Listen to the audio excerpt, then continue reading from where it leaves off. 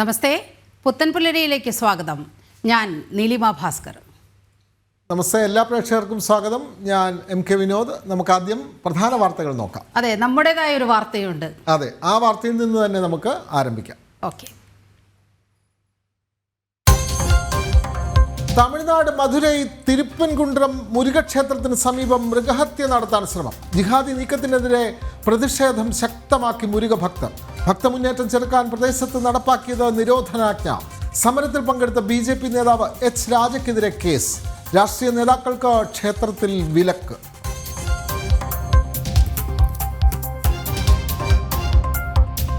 പ്രധാനമന്ത്രി നരേന്ദ്രമോദി ഫ്രാൻസിലേക്ക് 2 ദിവസത്തെ സന്ദർശനം.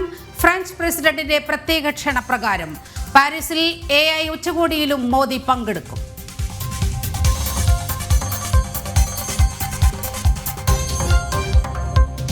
രാഷ്ട്രപതി ഇന്ന് മഹാകുംഭമേളയിലേക്ക്. പ്രത്യേക പൂജകളിലും ദ്രൗപദി മുർമു പങ്കുചേരും. പ്രയാഗ്രാജിൽ വൻ സുരക്ഷ.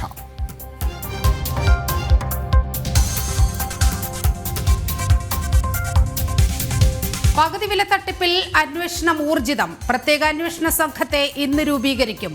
പ്രതി അനന്തു കൃഷ്ണനെ കോടതിയിൽ ഹാജരാക്കാൻ പോലീസ്. തെളിവെടുപ്പിൽ നിർണായക തെളിവുകൾ ലഭിച്ചെന്ന് സൂചന.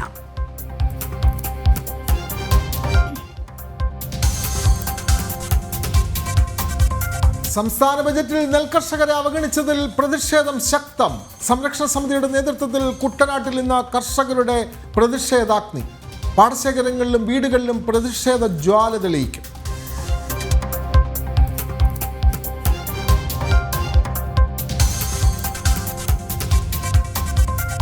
ബജറ്റ് പൊതുചർച്ചയ്ക്കായി നിയമസഭ ഇന്ന് വീണ്ടും സമ്മേളിക്കും. ക്ഷേമ പെൻഷൻ തട്ടിപ്പ്, കേരള ഫിനാൻഷ്യൽ കോർപ്പറേഷൻ വിവാദം, PPE കിറ്റ് അഴിമതി തുടങ്ങിയ വിഷയങ്ങളിൽ ധനമന്ത്രിയുടെ മറുപടി ഇന്ന്.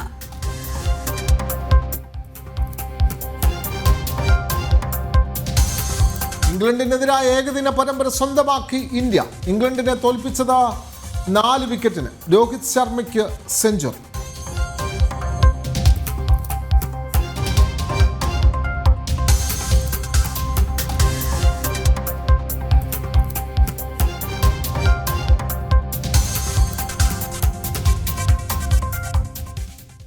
നമ്മുടെ നാട്ടിൽ വിവിധ ഇടങ്ങളിൽ ഇപ്പോൾ ബംഗാളികളാണ് ഇവിടെ കൂടുതലും പണിയെടുക്കാൻ വരുന്നത്.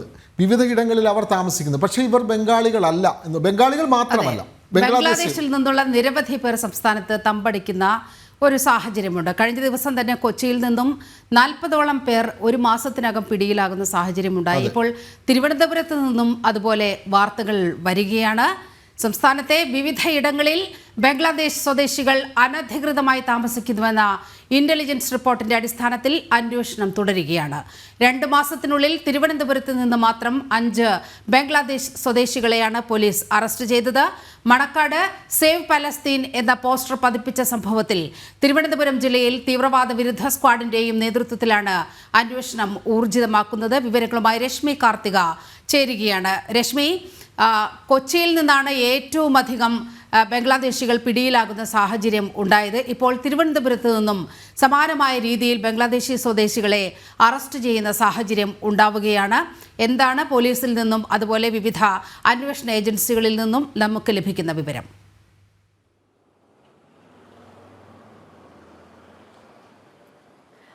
നീലിമ, കേരളത്തിലേക്ക് ഇത്തരത്തിൽ നുഴഞ്ഞു കയറുന്ന ബംഗ്ലാദേശികളുടെ എണ്ണം വലിയ രീതിയിൽ വർദ്ധിക്കുന്നു.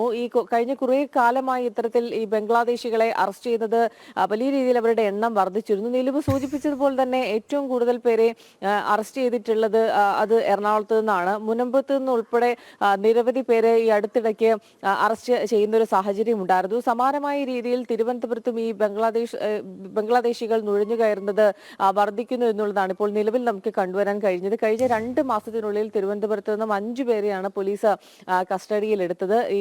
കഴിഞ്ഞ 1 മാസം മുൻപും സമാനമായ രീതിയിൽ ഒരു ബംഗ്ലാദേശിയെ ഇത്തരത്തിൽ കസ്റ്റഡിയിലെടുക്കുന്ന ഒരു സാഹചര്യം ഉണ്ടായിരുന്നു. അയാൾ പലസ്തീൻ അനുകൂല മുദ്രാവാക്യമൊക്കെ ഹോട്ടലിൽ വിളിക്കുന്ന ഒരു സാഹചര്യം ഉണ്ടായിരുന്നു. മണക്കാട് നിന്നാണ് ഇയാളെ കസ്റ്റഡിയിലെടുക്കുന്നത്. അതോടൊപ്പം തന്നെ പലസ്തീൻ അനുകൂല പോസ്റ്റർ പതിപ്പിക്കുകയും ചെയ്തിരുന്നു. ആ ഒരു സംഭവത്തിന് ശേഷം പരിശോധനകൾ തിരുവനന്തപുരത്ത് വ്യാപകമായി നടത്തിയിരുന്നു. തീവ്രവാദ വിരുദ്ധ സ്ക്വാഡിന്റെയും അതോടൊപ്പം തന്നെ പോലീസിന്റെയും നേതൃത്വത്തിലുള്ള പരിശോധനയായിരുന്നു നടത്തിയത്. അതിന്റെ അടിസ്ഥാനത്തിൽ കഴിഞ്ഞ ദിവസം വട്ടിയൂർക്കാവിൽ നിന്നും 4 പേരെ കസ്റ്റഡിയിലെടുക്കുന്ന സാഹചര്യം ഉണ്ടായിരുന്നു. ഇവരുടെ കയ്യിലും മതിയായിട്ടുള്ള രേഖകളൊന്നും തന്നെ ഉണ്ടായിരുന്നില്ല. കഴിഞ്ഞ കുറെ കാലമായി ഇവർ നിർമ്മാണ ജോലികൾക്കായി എത്തിയതാണ്. സാധാരണ ഈ വിവിധ ഭാഷാ തൊഴിലാളികൾ നമ്മുടെ സംസ്ഥാനത്ത് ഇപ്പോൾ ഏറി വരുന്നൊരു സാഹചര്യമുണ്ട്. അപ്പോൾ അവരെ പോലെ തന്നെ സാധാരണയായി ഈ ജോലി ചെയ്യാൻ വേണ്ടി എത്തിയതാണ്, നിർമ്മാണ പ്രവർത്തനങ്ങൾക്കായി എത്തിയതാണ് എന്നുള്ള രീതിയിൽ അത്തരത്തിൽ ഉള്ള കാര്യങ്ങൾ പറഞ്ഞാണ് കഴിഞ്ഞ കുറെ കാലമായി ഇവർ തിരുവനന്തപുരത്ത് തങ്ങുന്ന ഒരു സാഹചര്യം ഉണ്ടായതായാലും കഴിഞ്ഞ ദിവസമാണ് പോലീസ് ഈ 4 പേരുടെ അറസ്റ്റ് രേഖപ്പെടുത്തിയത്. ഇത്തരത്തിൽ 5 പേരാണ് കഴിഞ്ഞ 2 മാസത്തിനിടയിൽ തന്നെ തിരുവനന്തപുരത്തു നിന്നും കസ്റ്റഡിയിൽ എടുക്കുന്ന ഒരു സാഹചര്യം ഉണ്ടായത്. അപ്പോൾ എറണാകുളത്തിന് സമാനമായി തന്നെ തിരുവനന്തപുരത്തും ഇത്തരത്തിൽ ഈ ബംഗ്ലാദേശികൾ നുഴഞ്ഞു കയറുന്നത് വലിയ രീതിയിൽ വർദ്ധിക്കുന്നുണ്ട്. അതോടൊപ്പം തന്നെ ഈ കൃത്യമായി തന്നെ ഈ ബംഗ്ലാദേശിൽ നിന്നും കേരളത്തിലേക്ക് നുഴഞ്ഞു കയറുന്നവരെ നേരത്തെ ഈ സർക്കാർ പരിശോധിക്കാത്ത ഒരു സാഹചര്യമുണ്ട്. ഇത്തരത്തിൽ നുഴഞ്ഞു കയറുന്നവരെ തീവ്രവാദ പ്രവർത്തനങ്ങൾ നടത്തുന്നവരൊക്കെ തന്നെ ഈ കൂട്ടത്തിൽ ഉണ്ട്. അത് അവരെ കൃത്യമായി നിരീക്ഷിക്കുക അല്ലെങ്കിൽ പരിശോധന നടത്തുകയൊന്നും ചെയ്യാത്ത ഒരു സാഹചര്യമായിരുന്നു സംസ്ഥാനത്ത് നിലനിന്നിരുന്നത്. സർക്കാരിന്റെ ഭാഗത്ത് നിന്ന് അത്തരത്തിലുള്ള ഒരു ഇടപെടലായിരുന്നു. പക്ഷേ കേന്ദ്രം കൃത്യമായൊരു ഇടപെടൽ നടത്തുകയും ഒപ്പം തന്നെ NIA, IB ഉൾപ്പെടെയുള്ള കേന്ദ്ര ഏജൻസികൾ ഈ ഒരു സംസ്ഥാനത്ത് സാഹചര്യമൊക്കെ വളരെ കൃത്യമായി നിരീക്ഷിച്ചു വരികയാണ്. ഇപ്പോൾ തീവ്രവാദ വിരുദ്ധ സ്ക്വാഡിന്റെയും പോലീസിന്റെയും നേതൃത്വത്തിലാണ് സംസ്ഥാന വ്യാപകമായി ഈ നുഴഞ്ഞുകയറ്റക്കാരെ കണ്ടെത്താനുള്ള പരിശോധനകൾ മറ്റും നടത്തുന്നത്. കേന്ദ്ര ഏജൻസികളും ആ ഒരു നിരീക്ഷണം ശക്തമാക്കിയിട്ടുണ്ട്. ആ ഒരു മുന്നറിയിപ്പിന്റെ കൂടെ അടിസ്ഥാനത്തിലാണ് നിലവിൽ ഇപ്പോൾ ഈ പരിശോധന വ്യാപകമാക്കിയിരിക്കുന്നത്. അതും ഈ വിവിധ ഭാഷാ തൊഴിലാളികൾ നിർമ്മാണ ജോലികൾ ചെയ്യുന്നവരുണ്ട്.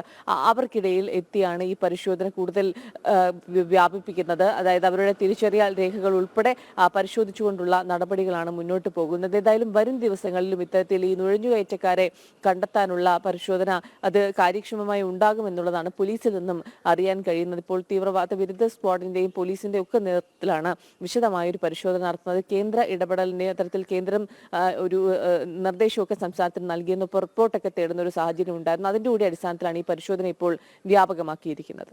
രശ്മി, അതോടൊപ്പം തന്നെ ഈ മണക്കാട് സേവ് പലസ്തീൻ എന്ന പോസ്റ്റർ പതിപ്പിച്ച വിഷയം വിനോദം നമ്മളത് എക്സ്ക്ലൂസീവായി നൽകിയതാണ്. നമ്മൾ മാത്രമേ ഉണ്ടായിരുന്നുള്ളൂ അത്തരത്തിൽ ഈ ദേശവിരുദ്ധമായ അല്ലെങ്കിൽ നമ്മുടെ താല്പര്യങ്ങൾക്ക് നിരക്കാത്ത വിധത്തിലുള്ള ഇത്തരത്തിൽ വലിയൊരു പോസ്റ്റർ പതിപ്പിക്കുന്ന ഒരു സാഹചര്യം ഉണ്ടായപ്പോൾ ജനം TV മാത്രമാണ് ആ വിഷയം ഏറ്റെടുക്കുന്ന ഒരു സാഹചര്യം ഉണ്ടായത്. അതിൽ ഇപ്പോൾ എന്തായി രശ്മി? അതിൽ വളരെ കൃത്യമായ ചില തീവ്രവാദ സ്വഭാവം ഒക്കെ അന്ന് പറയപ്പെട്ടിരുന്നു. അതിൻ്റെ അന്വേഷണം കൂടി ഈ ഘട്ടത്തിൽ ഇതോടനുബന്ധിച്ച് നടക്കുകയാണോ?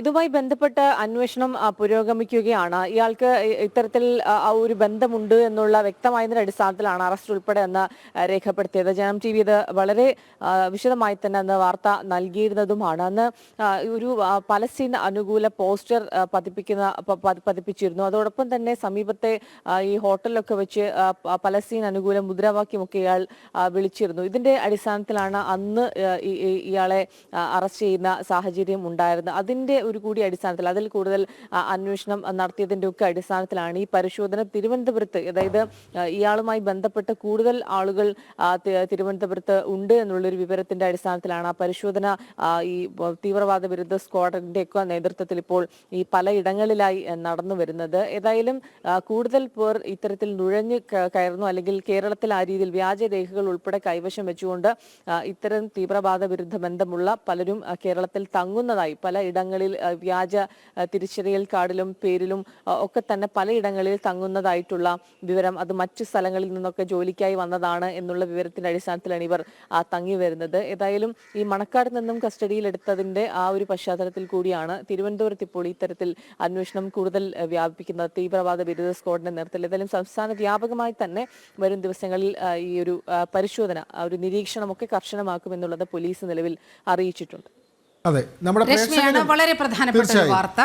പ്രേക്ഷകരും ഇതേപ്പറ്റി പ്രതികരിക്കുന്നുണ്ട്. നീലിമായി മുരളീധരൻ എന്ന് പറഞ്ഞ ഒരു പ്രേക്ഷകർ പറയുന്നത്, നമ്മൾ വീടുകളിൽ ആളുകളെ ജോലിക്ക് നിർത്തുമ്പോൾ ഇവർ എവിടെ നിന്ന് വന്നവരാണ് എന്ന് അറിയാനുള്ള അല്ലെങ്കിൽ അത് അന്വേഷിക്കാനുള്ള ഒരു ഉത്തരവാദിത്തം വീട്ടുകാർക്കുമുണ്ട് എന്ന് പറയുന്നു. പക്ഷേ അന്യഭാഷാ തൊഴിലാളികളോട് വളരെ കൃത്യമായി പോലീസ് സ്റ്റേഷനിലൊക്കെ ഇത് രജിസ്റ്റർ ചെയ്യണമെന്ന് പറയുന്നുണ്ട്. അതെ, പക്ഷേ എവിടെയാണ് അത്തരത്തിലൊരു പ്രോസസ്സ് നടക്കുന്നത്? അങ്ങനെ ഉണ്ടെങ്കിൽ ഇവിടെ അനധികൃതമായി താമസിക്കുന്ന ബംഗ്ലാദേശികളെയും റോഹിംഗ്യകളെയും നമുക്ക് വളരെ കൃത്യമായി തിരിച്ചറിയാൻ കഴിയുമായിരുന്നു. പക്ഷേ അത്തരത്തിൽ ഒരു പ്രോസസ്സ് നടക്കുന്നില്ലല്ലോ. ഒരു കുറ്റകൃത്യവുമായി ബന്ധപ്പെട്ട് അന്വേഷണത്തിനൊടുവിലാണ് പോലീസ് ഇത്തരം ശക്തികളിലേക്ക് എത്തുന്നത് എന്നതാണ് സംസ്ഥാനത്തെ ഒരു ദൗർഭാഗ്യകരമായ കാര്യം. പക്ഷേ കേന്ദ്ര സർക്കാരിന്റെ ഒരു മുന്നറിയിപ്പ് വന്നതോടുകൂടി ഇക്കാര്യത്തിൽ കുറച്ച് ജാഗ്രതയുണ്ട്. കൊച്ചിയിൽ നിന്നും നമ്മുടെ സ്റ്റുഡിയോയുടെ അടുത്ത് തന്നെ ഈ ബംഗാളികൾ താമസിക്കുന്ന കേന്ദ്രങ്ങളിൽ പോലീസ് കഴിഞ്ഞ ദിവസം വന്ന് പരിശോധന നടത്തുന്നത് കണ്ടു. അപ്പോൾ പരിശോധന കേന്ദ്രം പറയുമ്പോൾ കുറച്ചൊക്കെ ഊർജിതമാകുന്നുണ്ട്. ഇനി നമുക്ക് വളരെ പ്രധാനപ്പെട്ട അല്ലെങ്കിൽ ജനൻ TV മാത്രം നൽകുന്ന ഒരു വാർത്തയിലേക്ക് വരാം. തമിഴ്നാട് മധുരൈ തിരുപ്പൻകുണ്ട്രം മുരുകക്ഷേത്രത്തിന് സമീപം മൃഗഹത്യ നടത്താനുള്ള ജിഹാദി ശ്രമത്തിനെതിരെ പ്രതിഷേധം ശക്തമാവുകയാണ്. മലയിലെ ദർഗയുടെ പേര് പറഞ്ഞ് ഭരണകക്ഷിയുടെ പിന്തുണയോടെ ക്ഷേത്രഭൂമി കൈയടക്കാൻ ശ്രമിക്കുന്നവർക്കെതിരെ കൊടുങ്കാറ്റായി മുരുക ഭക്തർ. പ്രതിഷേധം ശക്തമായതോടെ കഴിഞ്ഞ ദിവസങ്ങളിൽ പ്രദേശത്ത് നിരോധനാജ്ഞയും പ്രഖ്യാപിച്ചിരുന്നു. നിലവിൽ ക്ഷേത്രത്തിലേക്ക് രാഷ്ട്രീയ നേതാക്കൾക്ക് പ്രവേശനം അനുവദിച്ചിട്ടുമില്ല. വിവരങ്ങളുമായി മധുരൈ തിരുപ്പരൻകുണ്ട്രം മുരുകക്ഷേത്രത്തിൽ നിന്ന് നമ്മുടെ പ്രതിനിധി M. മനോജ് ചേരുകയാണ്. മനോജ്, തമിഴ്നാട്ടിലെ വളരെ പ്രശസ്തമായ അല്ലെങ്കിൽ വളരെ പ്രമുഖമായ മുരുകക്ഷേത്രമാണ് മധുരൈ തിരുപ്പരൻകുണ്ട്രം ക്ഷേത്രം. അവിടെ ആ ക്ഷേത്രത്തിന് സമീപമാണ് മൃഗഹത്യ നടത്താനുള്ള ശ്രമം. അതുമാത്രമല്ല ജിഹാദികളുടെ പ്രവർത്തനം. അതായത് വിനോദ്, ഈ തിരുച്ചെന്തുറൈ നമ്മൾ വളരെ കൃത്യമായ ആ സ്പോട്ടിൽ പോയി ആ ഒരു ഗ്രാമം ഒന്നാകെ വഖഫിന്റെ കൈകളിലേക്ക് പോകുന്ന ഒരു സാഹചര്യം നമ്മൾ റിപ്പോർട്ട് ചെയ്തതാണ്. അതിൽ വളരെ കൃത്യമായ ഒരു ഇടപെടലൊക്കെ തമിഴ്നാട് സർക്കാരിന്റെ ഭാഗത്തു നിന്ന് ഉണ്ടായി. ഇതിന് സമാനമായ ഒരു സംഭവമാണ് ഇപ്പോൾ തിരുപ്പരൻകുണ്ട്രം മുരുകക്ഷേത്രത്തിന് സമീപം നടന്നിരിക്കുന്നത്. ഈ വഖഫിന്റെ കയ്യേറ്റമാണ് അവിടെയും നമുക്ക് ചൂണ്ടിക്കാണിക്കാൻ കഴിയുന്നത്. മനോജ് ചേരുന്നു. മനോജ്, ക്ഷേത്രത്തിന് മുന്നിലുണ്ടല്ലോ, എന്താണ് ഭക്തരുടെ പ്രതികരണം? ഏറ്റവും പുതിയ വാർത്തകൾ എന്താണ് മനോജ്?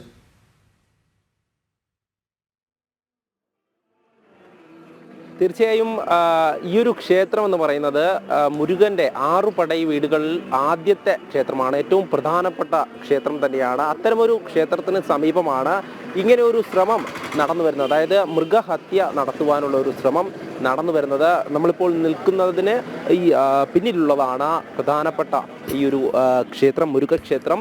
മുരുക ഭഗവാൻ ദേവയാനിയെ വിവാഹം കഴിച്ചത് ഇവിടെ വെച്ചാണ് എന്നുള്ള ഒരു വിശ്വാസമൊക്കെ തന്നെ അങ്ങനെയുണ്ട്.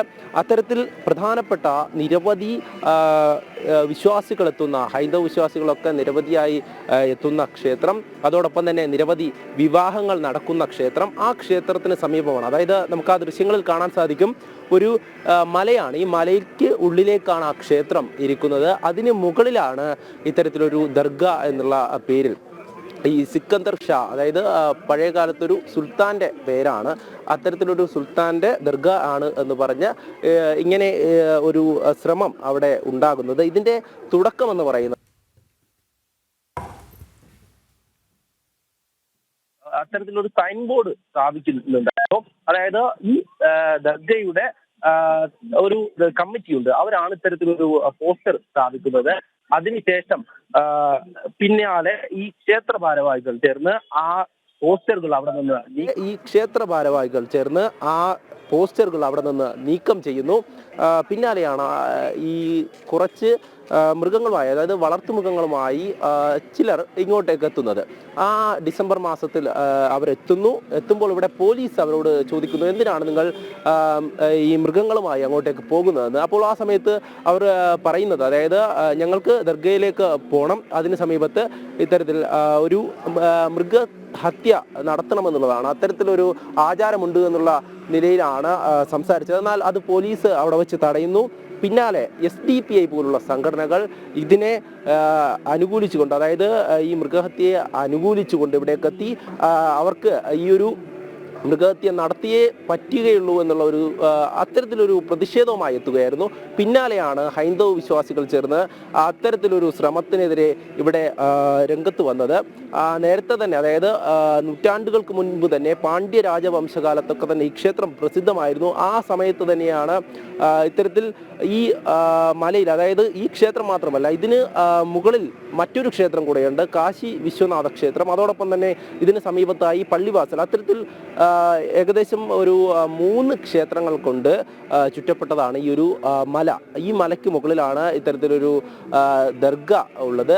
ഇതിൽ തന്നെ മറ്റൊരു കാര്യം, ഇങ്ങനെ ഒരു വിഷയം ഇവിടെ നടക്കുമ്പോൾ, അതായത് മൃഗഹത്യ നടത്തുവാൻ വേണ്ടി എത്തുന്നവരെ തടയുമ്പോൾ അതിനെ എതിർത്തുകൊണ്ട്, അതായത് തടയുന്നതിനെ എതിർത്തുകൊണ്ട് ഈ DMK പോലെയുള്ള കക്ഷികളുടെ, ഈ സഖ്യകക്ഷികൾ, അതായത് ഭരണകക്ഷികളിലുള്ളവർ തന്നെ ഇവിടേക്ക് എത്തി അവർക്ക് പിന്തുണ നൽകുന്നു എന്നുള്ളത് തന്നെയാണ്. കാരണം ഇവിടേക്ക് എത്തിയ നവാസ് ഖനി MP ഉണ്ട്. അദ്ദേഹം ചെയ്തത് ഇവിടെ നിന്നും ആ ദർഗയിലേക്ക് പോയി അവിടെ ഇരുന്ന് ഈ മാംസഭക്ഷണം കഴിച്ചുകൊണ്ട് അത്തരത്തിലൊരു പ്രതികരണമാണ് നടത്തിയിട്ടുള്ളത്. അതായത് ഹൈന്ദവ വിശ്വാസങ്ങളെയൊക്കെ അവഹേളിച്ചുകൊണ്ട് അങ്ങനെ ഒരു പ്രതികരണം നടത്തി. അതിനുശേഷം മറ്റൊരു കാര്യം അദ്ദേഹം പറയുന്നത്, ഇതൊക്കെ വഖഫ് ബോർഡിൻ്റെ അധീനതയിൽ വരുന്നതാണ് എന്നുള്ള കാര്യം. അങ്ങനെ ഒരു ശ്രമം, അതായത് ഭരണകക്ഷിയുടെ ഭാഗത്തു നിന്ന് തന്നെ ഉണ്ടാകുന്നുള്ളതാണ്. കൂടെ മറ്റൊരു MLA കൂടെ ഉണ്ടായിരുന്നു. അതായത് ഈ രണ്ടുപേരും ഇവിടേക്ക് എത്തി പിന്നീട് അങ്ങോട്ട് ഈ ഹൈന്ദവ വിശ്വാസങ്ങളെ അവഹേളിക്കുന്ന തരത്തിലേക്ക് കാര്യങ്ങൾ മാറി എന്നുള്ളതാണ്. അതിനുശേഷമാണ് മുരുക ഭക്തർ ഒന്നാകെ തന്നെ ഇവിടെ ഒന്നിച്ചു ചേർന്നുകൊണ്ട് വലിയൊരു പ്രക്ഷോഭത്തിലേക്ക് കാര്യങ്ങൾ പോയത്. വെട്രിവേൽ എന്നൊക്കെ ആ ഒരു മന്ത്രങ്ങൾ ഉയർത്തിക്കൊണ്ട് അവർ ഇവിടെ പ്രതിഷേധം നടത്തിയിരുന്നു. മറ്റൊരു കാര്യം, ഈ പ്രതിഷേധത്തിന് പോലീസ് അനുമതി നൽകിയില്ല. അതായത് ഈ പ്രതിഷേധം നടക്കുന്നുവെന്ന് അറിഞ്ഞുകൊണ്ട് തന്നെ മുതിർന്ന BJP നേതാക്കളെയും അതോടൊപ്പം കോടതിയാണ് ഈ ഒരു പ്രക്ഷോഭത്തിന്, അതായത് ഈ ഹൈന്ദവ വിശ്വാസികളുടെ, മുരുക ഭക്തരുടെ ആ ഒരു പ്രക്ഷോഭത്തിന് അനുമതി നൽകുന്നത്. അങ്ങനെയാണ് ആയിരക്കണക്കിന് വരുന്ന മുരുക ഭക്തർ ഇവിടേക്ക് എത്തുന്നതും വലിയൊരു പ്രക്ഷോഭം ഇവിടെ ഉണ്ടാകുന്നതും. അത്തരത്തിലൊരു പ്രതിഷേധം ഇവിടെ നടത്തേണ്ടി വന്ന സാഹചര്യമാണ് ഞാൻ നേരത്തെ വ്യക്തമാക്കിയത്. മൃഗങ്ങളെ ഇങ്ങോട്ടേക്ക് കൊണ്ടുവന്ന് ഒരു മൃഗഹത്യ നടത്തുവാൻ വേണ്ടിയിട്ടുള്ള ശ്രമം, ഈ ഭൂമി, ക്ഷേത്രഭൂമി തങ്ങളുടേതാണെന്നുള്ള ആ ഒരു സ്വരമൊക്കെ ഉയർന്നു വരുന്നു. അങ്ങനെ ഒരു സാഹചര്യം നിലനിൽക്കുമ്പോഴാണ് തമിഴ്നാട് BJP അധ്യക്ഷൻ കൂടിയായിട്ടുള്ള K. അണ്ണാമലൈ, അതെ, വലിയ പ്രതിഷേധം തന്നെയാണ് അവിടെ നടക്കുന്നത്. നമുക്കറിയാം നീലിമ, നാളെയാണ് മുരുകക്ഷേത്രങ്ങളിൽ ഏറ്റവും പ്രധാനപ്പെട്ട തൈപ്പൂയ ആഘോഷം നടക്കുന്ന ഒരു പ്രത്യേക ആഘോഷ ദിനങ്ങൾ കൂടിയാണ് കടന്നു പോകുന്നത്. അപ്പോൾ തൈപ്പൂയ ആഘോഷം നടക്കുന്ന ഈ ഘട്ടത്തിലാണ് വളരെ ആസൂത്രിതമായി ചില അസ്വസ്ഥതകൾ അവിടെ സൃഷ്ടിക്കാൻ നീക്കം നടക്കുന്നത്. അതെ, നമുക്കറിയാം ഈ ക്ഷേത്രം എന്ന് പറയുന്നത് മുരുകൻ്റെ ഈ ആരാധനാക്രമത്തിനൊക്കെ വളരെ പേരുകേട്ട ഒരു സ്ഥലമാണ്. ഈ ചരിത്രരേഖകളിലൊക്കെ തന്നെ ഈ മുരുക ക്ഷേത്രത്തെക്കുറിച്ച് വളരെ കൃത്യമായ പരാമർശങ്ങളുണ്ട്. 1931 പ്രിവി കൗൺസിൽ ജഡ്ജ്മെൻ്റ് അനുസരിച്ച് നോക്കുകയാണെങ്കിൽ ഈ കുന്ന് എന്ന് പറയുന്നത്, ഈ ക്ഷേത്രം ഉൾപ്പെടുന്ന കുന്ന് എന്ന് പറയുന്നത് വളരെ കൃത്യമായി ടെമ്പിൾ പ്രോപ്പർട്ടിയാണ്, ഈ ക്ഷേത്രത്തിന് അവകാശപ്പെട്ടതാണ്. ഈ മുരുകക്ഷേത്രത്തിന് സമീപം തന്നെ നിരവധി ക്ഷേത്രങ്ങളുണ്ട്. ശിവനെ ആരാധിക്കുന്ന ക്ഷേത്രങ്ങളുണ്ട്, ശിവക്ഷേത്രങ്ങളുണ്ട്. അങ്ങനെ ഒട്ടനവധി ക്ഷേത്രങ്ങൾ ഈ മുരുകക്ഷേത്രത്തോട് ചുറ്റും കിടക്കുന്നുണ്ട്. പക്ഷേ അവിടെ ഒരു സുൽത്താൻ ദർഗ എന്ന് പറയുന്ന ഒരു സ്ഥലം, അതിൽ വലിയ ഒരു കടന്നുകയറ്റം നടത്താൻ വേണ്ടി വളരെ ആസൂത്രിതമായ നീക്കങ്ങൾ നടന്നു എന്ന് വേണം കഴിഞ്ഞ ദിവസങ്ങളിലൊക്കെ കാണാൻ കഴിയുന്നത്. നമുക്കറിയാം, ഇപ്പോൾ നമ്മൾ ആ ദൃശ്യങ്ങളിൽ കാണിച്ച ആ ജനക്കൂട്ടം അരമണിക്കൂർ കൊണ്ടാണ് ഇത്തരത്തിൽ അവിടെ മൃഗബലി നടത്താൻ ചില ആളുകൾ അവിടെ എത്തുമ്പോൾ അരമണിക്കൂർ കൊണ്ട് സംഘടിച്ചെത്തിയ ആളുകളെയാണ് ആ വലിയ പ്രക്ഷോഭത്തിന് ഭാഗമായി നമ്മളവിടെ കാണുന്നത്. അതായത് നൂറ്റാണ്ടുകളായി അവിടെ ആരാധനാക്രമമുണ്ട്, ആ ക്ഷേത്രം നിലനിൽക്കുന്നുണ്ട്, പൂർണ്ണമായും ഹൈന്ദവരുടെ സ്വത്താണ് അത്. മനോജിലേക്ക് പോവുകയാണ്. മനോജ്, നമ്മൾ ഈ പ്രക്ഷോഭങ്ങളിൽ കാണുന്നുണ്ട്, ഇത് ഇന്നലെയോ തുടങ്ങിയതല്ല. വളരെ പെട്ടെന്ന് ഒരു ദിവസം ഇത്തരത്തിൽ ഒരു പ്രക്ഷോഭവുമായി ചില ആളുകൾ വരുന്നു, ചില അവകാശവാദം ഈ കുന്നിന് മുകളിൽ ഉന്നയിക്കുകയാണ് ചെയ്യുന്നത്. അത് വഖഫിൻ്റെ പേര് പറഞ്ഞുകൊണ്ടാണ്. അതിനെ വളരെ കൃത്യമായി ഹൈന്ദവ വിശ്വാസികൾ എതിർക്കുന്ന ഒരു സാഹചര്യം, വലിയ പ്രതിരോധം തീർക്കുകയാണ് അവിടെയുള്ള ആളുകൾ എന്താണ് നമ്മോട് ഇക്കാര്യത്തിൽ പറയുന്നത്?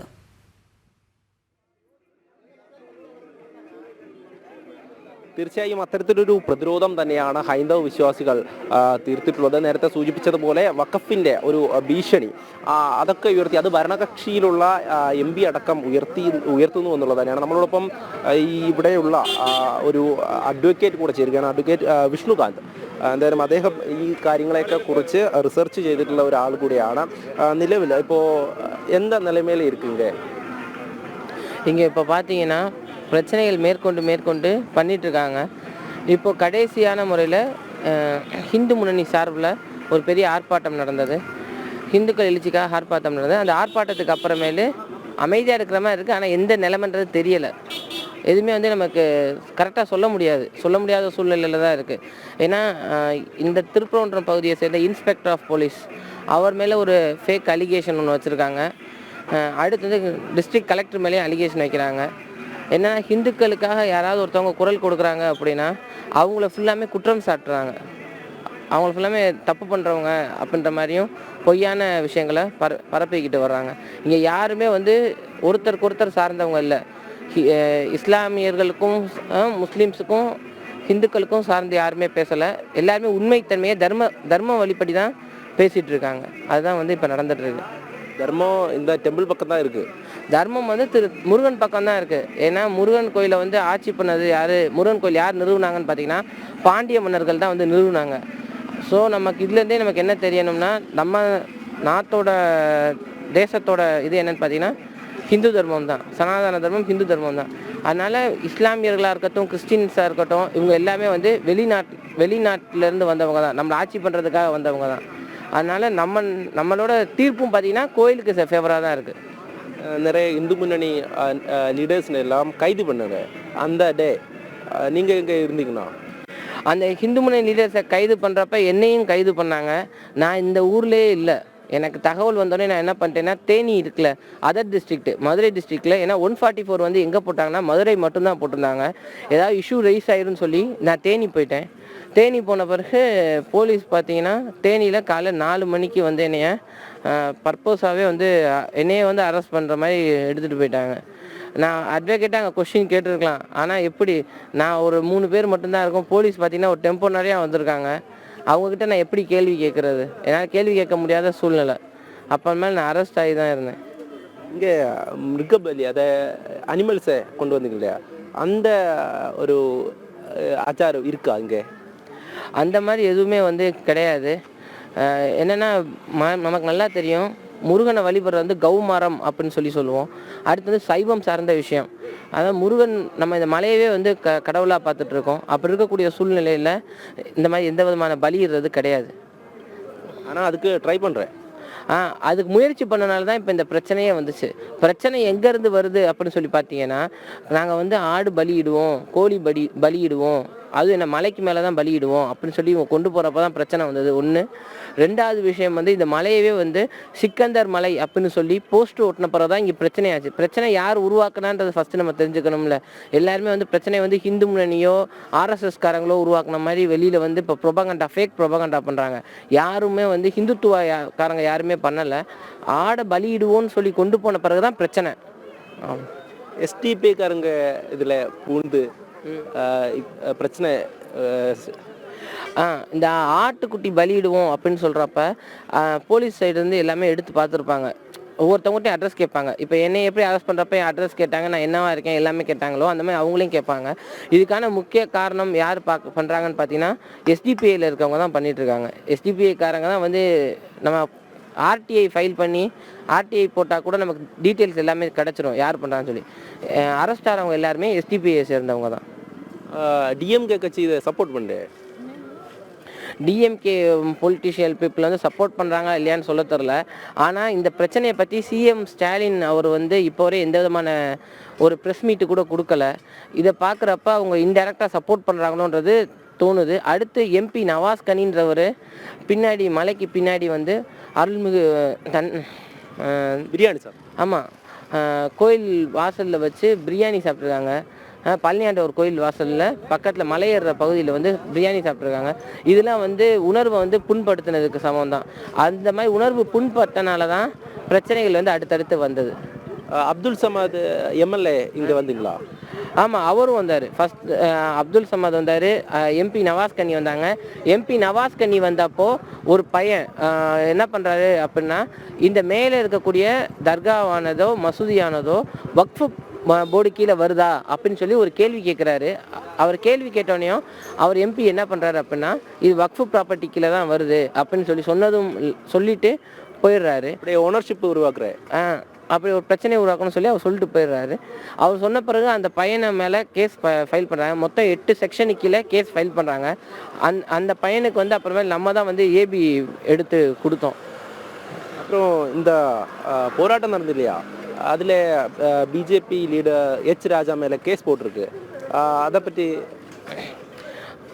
அப்படி பார்த்தோம்னா ஃபஸ்ட்டு ரிலீஜியஸ் சென்டிமெண்ட்டில் வந்து தூண்டி விடணும் அப்படின்ற வேலை செயல்பட்டது வந்து இஸ்லாமிய தரப்புலேருந்து உள்ளுக்குள்ளே சொல்லக்கூடிய நீங்கள் சொல்லக்கூடிய எஸ்டிபிஐ இன்னும் சில அடிப்படைவாதிகள் தான் இந்த மாதிரி பிரச்சனையெல்லாம் உருவாக்குறாங்க. அவங்க மேலே இப்போ வரை எந்த அளவும் பெரிய ஆக்ஷன் எடுத்த மாதிரி எனக்கு தெரியலை.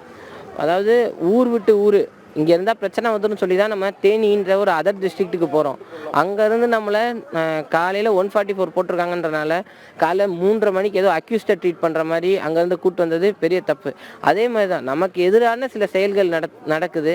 அதனால் நம்ம எதுவுமே சொல்ல முடியாத சூழ்நிலையில் இருக்கோம். அவங்க அரசியல் பலத்தை வச்சுட்டு இந்த மாதிரி எதிரான சில விஷயங்கள் செஞ்சுட்டு இருக்காங்க. என்னால் போராடிட்டு தான் இருக்கேன். நிறைய பேர் போராடிட்டு தான் இருக்காங்க.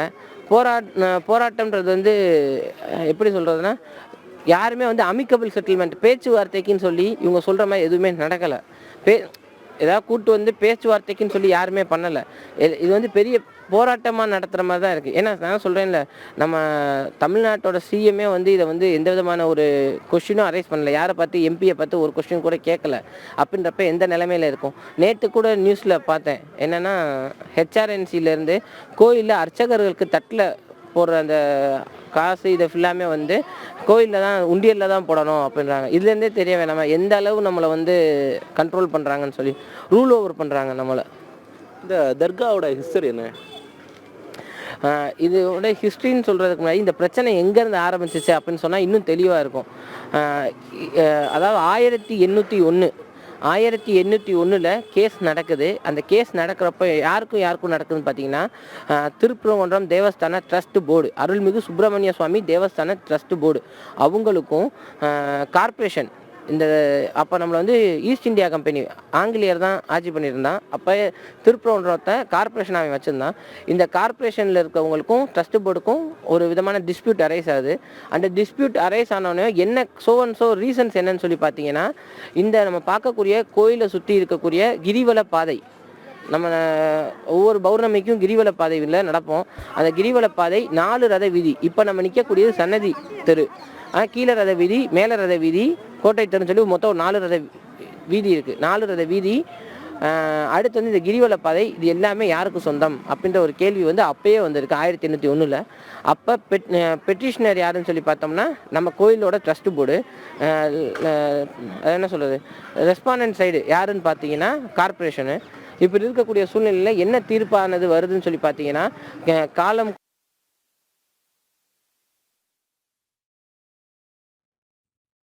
അതെ ആ ക്ഷേത്രത്തിലെ അതിന്റെ പാരമ്പര്യം അതിന്റെ വിശ്വാസമൊക്കെ തന്നെയാണ് ആ ക്ഷേത്രത്തിലെ പ്രധാനപ്പെട്ട അതായത് ആയിരക്കണക്കിന് വർഷത്തെ പാരമ്പര്യമുള്ള ഒരു ക്ഷേത്രമാണ് ഈ തമിഴ്നാട്ടിലെ മധുരൈ തിരുപ്പരൻകുണ്ട്രം മുരുകക്ഷേത്രം എന്ന് പറയുന്നത്. അതിന് സമീപം മൃഗബലി നടത്താനുള്ള ജിഹാദി ശ്രമത്തിനെതിരെയാണ് കടുത്ത പ്രതിഷേധം ഉടലെടുത്തത്. ആദ്യം ഒരു മുസ്ലിം കുടുംബമാണ് ഇത്തരത്തിൽ അവിടെ മൃഗബലി നടത്തിക്കൊണ്ട് ഈ കുന്നിൻ മുകളിലുള്ള ദർഗയിൽ പ്രാർത്ഥിക്കണമെന്ന് പറഞ്ഞുകൊണ്ട് അവിടേക്ക് കടന്നു കയറുന്നത്. അതിനെ പോലീസ് വളരെ കൃത്യമായി ആ സമയത്ത് പ്രതിരോധിച്ചു. പക്ഷേ പിന്നീട് SDPI ഉൾപ്പെടെയുള്ള സംഘടനകൾ വലിയ പ്രതിഷേധവുമായി അവിടെ എത്തുകയാണ്. ഒപ്പം DMK സർക്കാരിൻ്റെ വലിയ പിന്തുണയും അവിടെ ലഭിക്കുകയാണ്. അങ്ങനെയാണ് ഈ ക്ഷേത്രം, ഈ നൂറ്റാണ്ടുകൾ പഴക്കമുള്ള മുരുകക്ഷേത്രം ജിഹാദികളുടെ കൈകളിലേക്ക് പോകുന്നു എന്ന വലിയൊരു തിരിച്ചറിവ് അവിടുത്തെ ഹിന്ദു മുന്നണിക്കൊക്കെ ഉണ്ടാകുന്നത്. അങ്ങനെയാണ് വലിയ പ്രതിഷേധം കഴിഞ്ഞ ദിവസങ്ങളിലൊക്കെ നമ്മൾ കണ്ടത്. അവിടെ സമരം നടത്തിയ എച്ച് രാജയെ പോലുള്ള മുതിർന്ന BJP നേതാക്കൾക്കെതിരെ പോലീസ് കേസെടുക്കുന്ന സാഹചര്യം വരെ വന്നു. മധുരയിലെ തിരുപ്പരൻകുണ്ട്രം മുരുകക്ഷേത്രത്തിന് സമീപത്ത് നിന്നും മനോജ് ഒരിക്കൽ കൂടി ചേരുകയാണ്. മനോജ്, നമ്മോട് സംസാരിച്ചു കൊണ്ടിരുന്ന അദ്ദേഹം പറഞ്ഞത് വളരെ കൃത്യമായി ഇക്കാര്യത്തിൽ നിയമ നടപടികളൊക്കെ ഉണ്ടായതാണ്. ഈ ക്ഷേത്രത്തിൻ്റെ അധികാരം സംബന്ധിച്ച് ക്ഷേത്രം മാത്രമല്ല ഈ ഒരു കുന്നിൻ്റെ ഉടമസ്ഥ അവകാശം സംബന്ധിച്ച് വളരെ കൃത്യമായ കോടതി വിധികൾ ഉള്ളതാണ്. 1931 പ്രിവ്യൂ കൗൺസിലിൻ്റെ തീരുമാനമനുസരിച്ച് ഈ ക്ഷേത്രം ഉൾപ്പെടുന്ന ഈ കുന്ന് വളരെ കൃത്യമായി അത് ഹിന്ദു പ്രോപ്പർട്ടിയാണ് എന്ന് വളരെ കൃത്യമായി പറഞ്ഞിട്ടുണ്ട്. അവിടേക്കാണ് ഇത്തരത്തിൽ വഖഫിൻ്റെ പേരിൽ ഒരു വലിയ കയ്യേറ്റം അവിടെ നടക്കുന്നത്. അവിടെ ഒരു ദർഗയുണ്ട് എന്നതാണ് അവർ കാരണമായി ചൂണ്ടിക്കാണിക്കുന്നത്.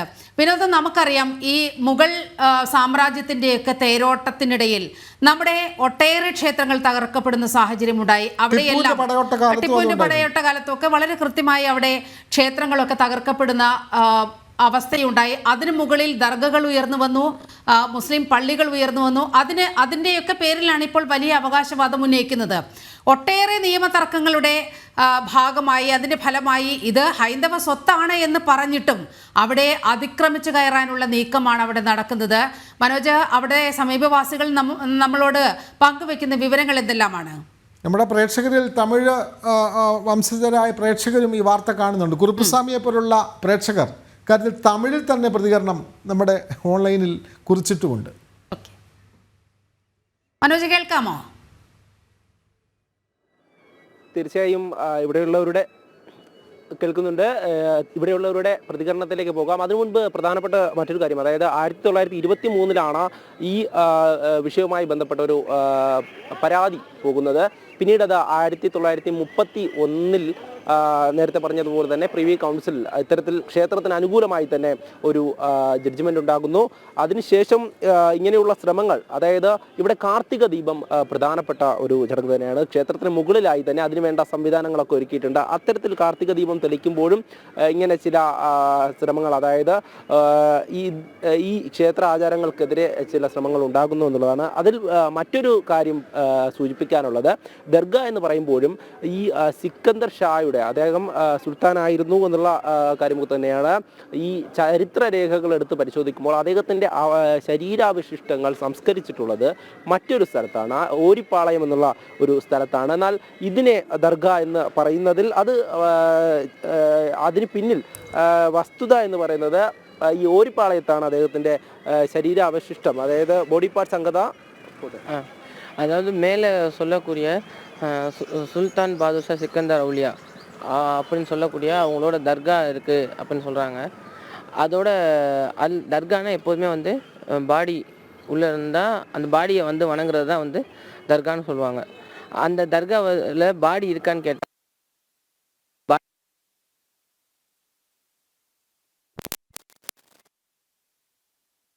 എന്തായാലും വലിയ പ്രക്ഷോഭം തന്നെ ആ മേഖലയിൽ ഉയർന്നു വരുന്നുണ്ട്. നമുക്കറിയാം മുരുകൻ എന്ന് പറയുന്ന ആരാധനാമൂർത്തി, എനിക്ക് തോന്നുന്നു കേരളത്തെക്കാൾ കൂടുതൽ അതിന് ഏറ്റവും കൂടുതൽ വിശ്വാസികളുള്ളത് തമിഴ്നാട്ടിലാണെന്ന്. കാരണം ഈ പഴനി ക്ഷേത്രവുമായി ബന്ധപ്പെട്ട് നിരവധി വിശ്വാസികൾ അവിടെ മുരുക ഭക്തരായി തന്നെ നമ്മൾക്ക് വിശേഷിപ്പിക്കാൻ കഴിയും. അവിടെ ഇപ്പോൾ നടന്നത് വഖഫിൻ്റെ കയ്യേറ്റമല്ല, അത് ലാൻഡ് ജിഹാദ് തന്നെ എന്നുള്ള നിലയിലാണ്. പ്രകാശൻ വേലിക്കുട്ടിയെ പോലുള്ള പ്രേക്ഷകർ അങ്ങനെയാണ് പറയുന്നത്.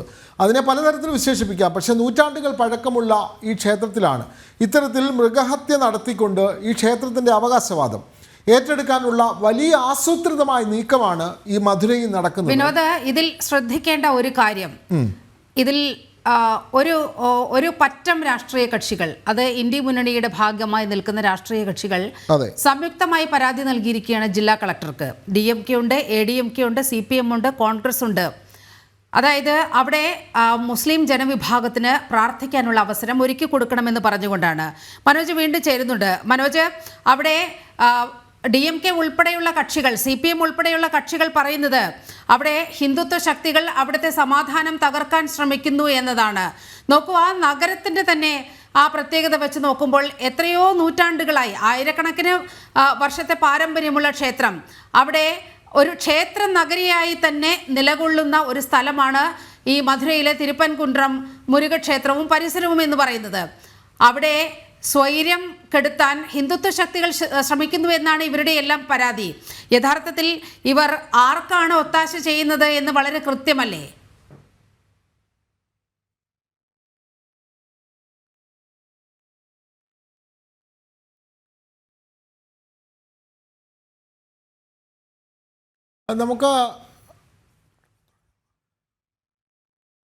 നമുക്ക് ഈ ക്ഷേത്രത്തിൻ്റെ വിശേഷങ്ങൾ, ഇനി തുടർ വാർത്തകളിൽ നമുക്ക് കൂടുതൽ വിശേഷങ്ങൾ അറിയേണ്ടതുണ്ട്. ഈ മലയാളികൾക്ക് ഈ ക്ഷേത്രം എത്രമാത്രം പരിചിതമാണ് എന്ന് അത് ഇനിയും നമുക്കറിയേണ്ടതുണ്ട്. കാരണം മധുര മീനാക്ഷി ക്ഷേത്രം, അവിടെ എല്ലാ മലയാളികളും അവിടെ തമിഴ്നാട് സന്ദർശിക്കുന്ന, അല്ലെങ്കിൽ തമിഴ്നാട്ടിലെ പ്രധാനപ്പെട്ട ക്ഷേത്രങ്ങൾ സന്ദർശിക്കുന്ന മലയാളികൾ, ഹൈന്ദവരായിട്ടുള്ള ഭക്തർ, അല്ലെങ്കിൽ എല്ലാവരും ടൂറിസം ഒക്കെ അല്ലെങ്കിൽ കൂടുതൽ സ്ഥലങ്ങൾ കാണാൻ ആഗ്രഹിക്കുന്നവർ ഒക്കെ പോകുന്ന ക്ഷേത്രമാണ് മധുര മീനാക്ഷി ക്ഷേത്രം. അപ്പോൾ മനോജ് തന്നെ ചേരുകയാണെങ്കിൽ മനോജിൻ്റെ കയ്യിൽ നിന്ന് ആ പ്രതികരണം നമുക്ക് തേടേണ്ടതുണ്ട്. ഈ മധുര മീനാക്ഷി ക്ഷേത്രവുമായി അടുത്തുള്ളൊരു ക്ഷേത്രമാണോ? അങ്ങനെയാണെങ്കിൽ ഇനിയും ഇവിടുന്ന് പോകുന്ന ഭക്തർ ഈ തമിഴ്നാട് മധുരൈ തിരുപ്പൻകുണ്ട്രം മുരുകക്ഷേത്രത്തിൽ കൂടി ദർശനം നടത്തണം എന്നാണ് നമ്മൾക്ക് പറയാനുള്ളത്. കാരണം അത്രമാത്രം പ്രാധാന്യമുള്ള ഒരു ക്ഷേത്രത്തിലാണ് മറ്റൊരു വിഭാഗം അവകാശവാദം ഉന്നയിക്കുന്നത്. അപ്പോൾ സ്വാഭാവികമായും നൂറ്റാണ്ടുകൾ പഴക്കമുള്ള ഈ ക്ഷേത്രത്തിൻ്റെ പാരമ്പര്യം, അവിടുത്തെ വിശ്വാസം, അത് തമിഴ് ജനത മാത്രം ഉൾക്കൊള്ളേണ്ട ഒരു സംഭവമല്ല. കേരളത്തിൽ നിന്നുള്ള ആളുകളും തമിഴ്നാട്, പ്രത്യേകിച്ചും മധുര മീനാക്ഷി ക്ഷേത്രമൊക്കെ സന്ദർശിക്കുമ്പോൾ അതിന് സമീപത്ത് ഉള്ള ക്ഷേത്രമായിരിക്കണം. കാരണം ഇത് മധുര തന്നെയാണല്ലോ. മനോജ്, കേൾക്കാമെങ്കിൽ മധുര മീനാക്ഷി ക്ഷേത്രത്തിന് അടുത്താണോ ഈ ക്ഷേത്രം? ഈ ക്ഷേത്രത്തിലേക്ക് എത്താനുള്ള പ്രധാനപ്പെട്ട വഴികൾ അതുകൂടി ഒന്ന് പറഞ്ഞാൽ മലയാളികൾക്ക് കൂടി അത് ഉപകാരമാകും. കാരണം മധുരയൊക്കെ സന്ദർശിക്കുന്ന ആളുകൾക്ക് ഈ തമിഴ്നാട് മധുരൈ തിരുപ്പൻകുണ്ട്രം മുരുകക്ഷേത്രം കൂടി സന്ദർശിക്കട്ടെ, അതുകൂടി ഒന്ന് വ്യക്തമാക്കാമോ?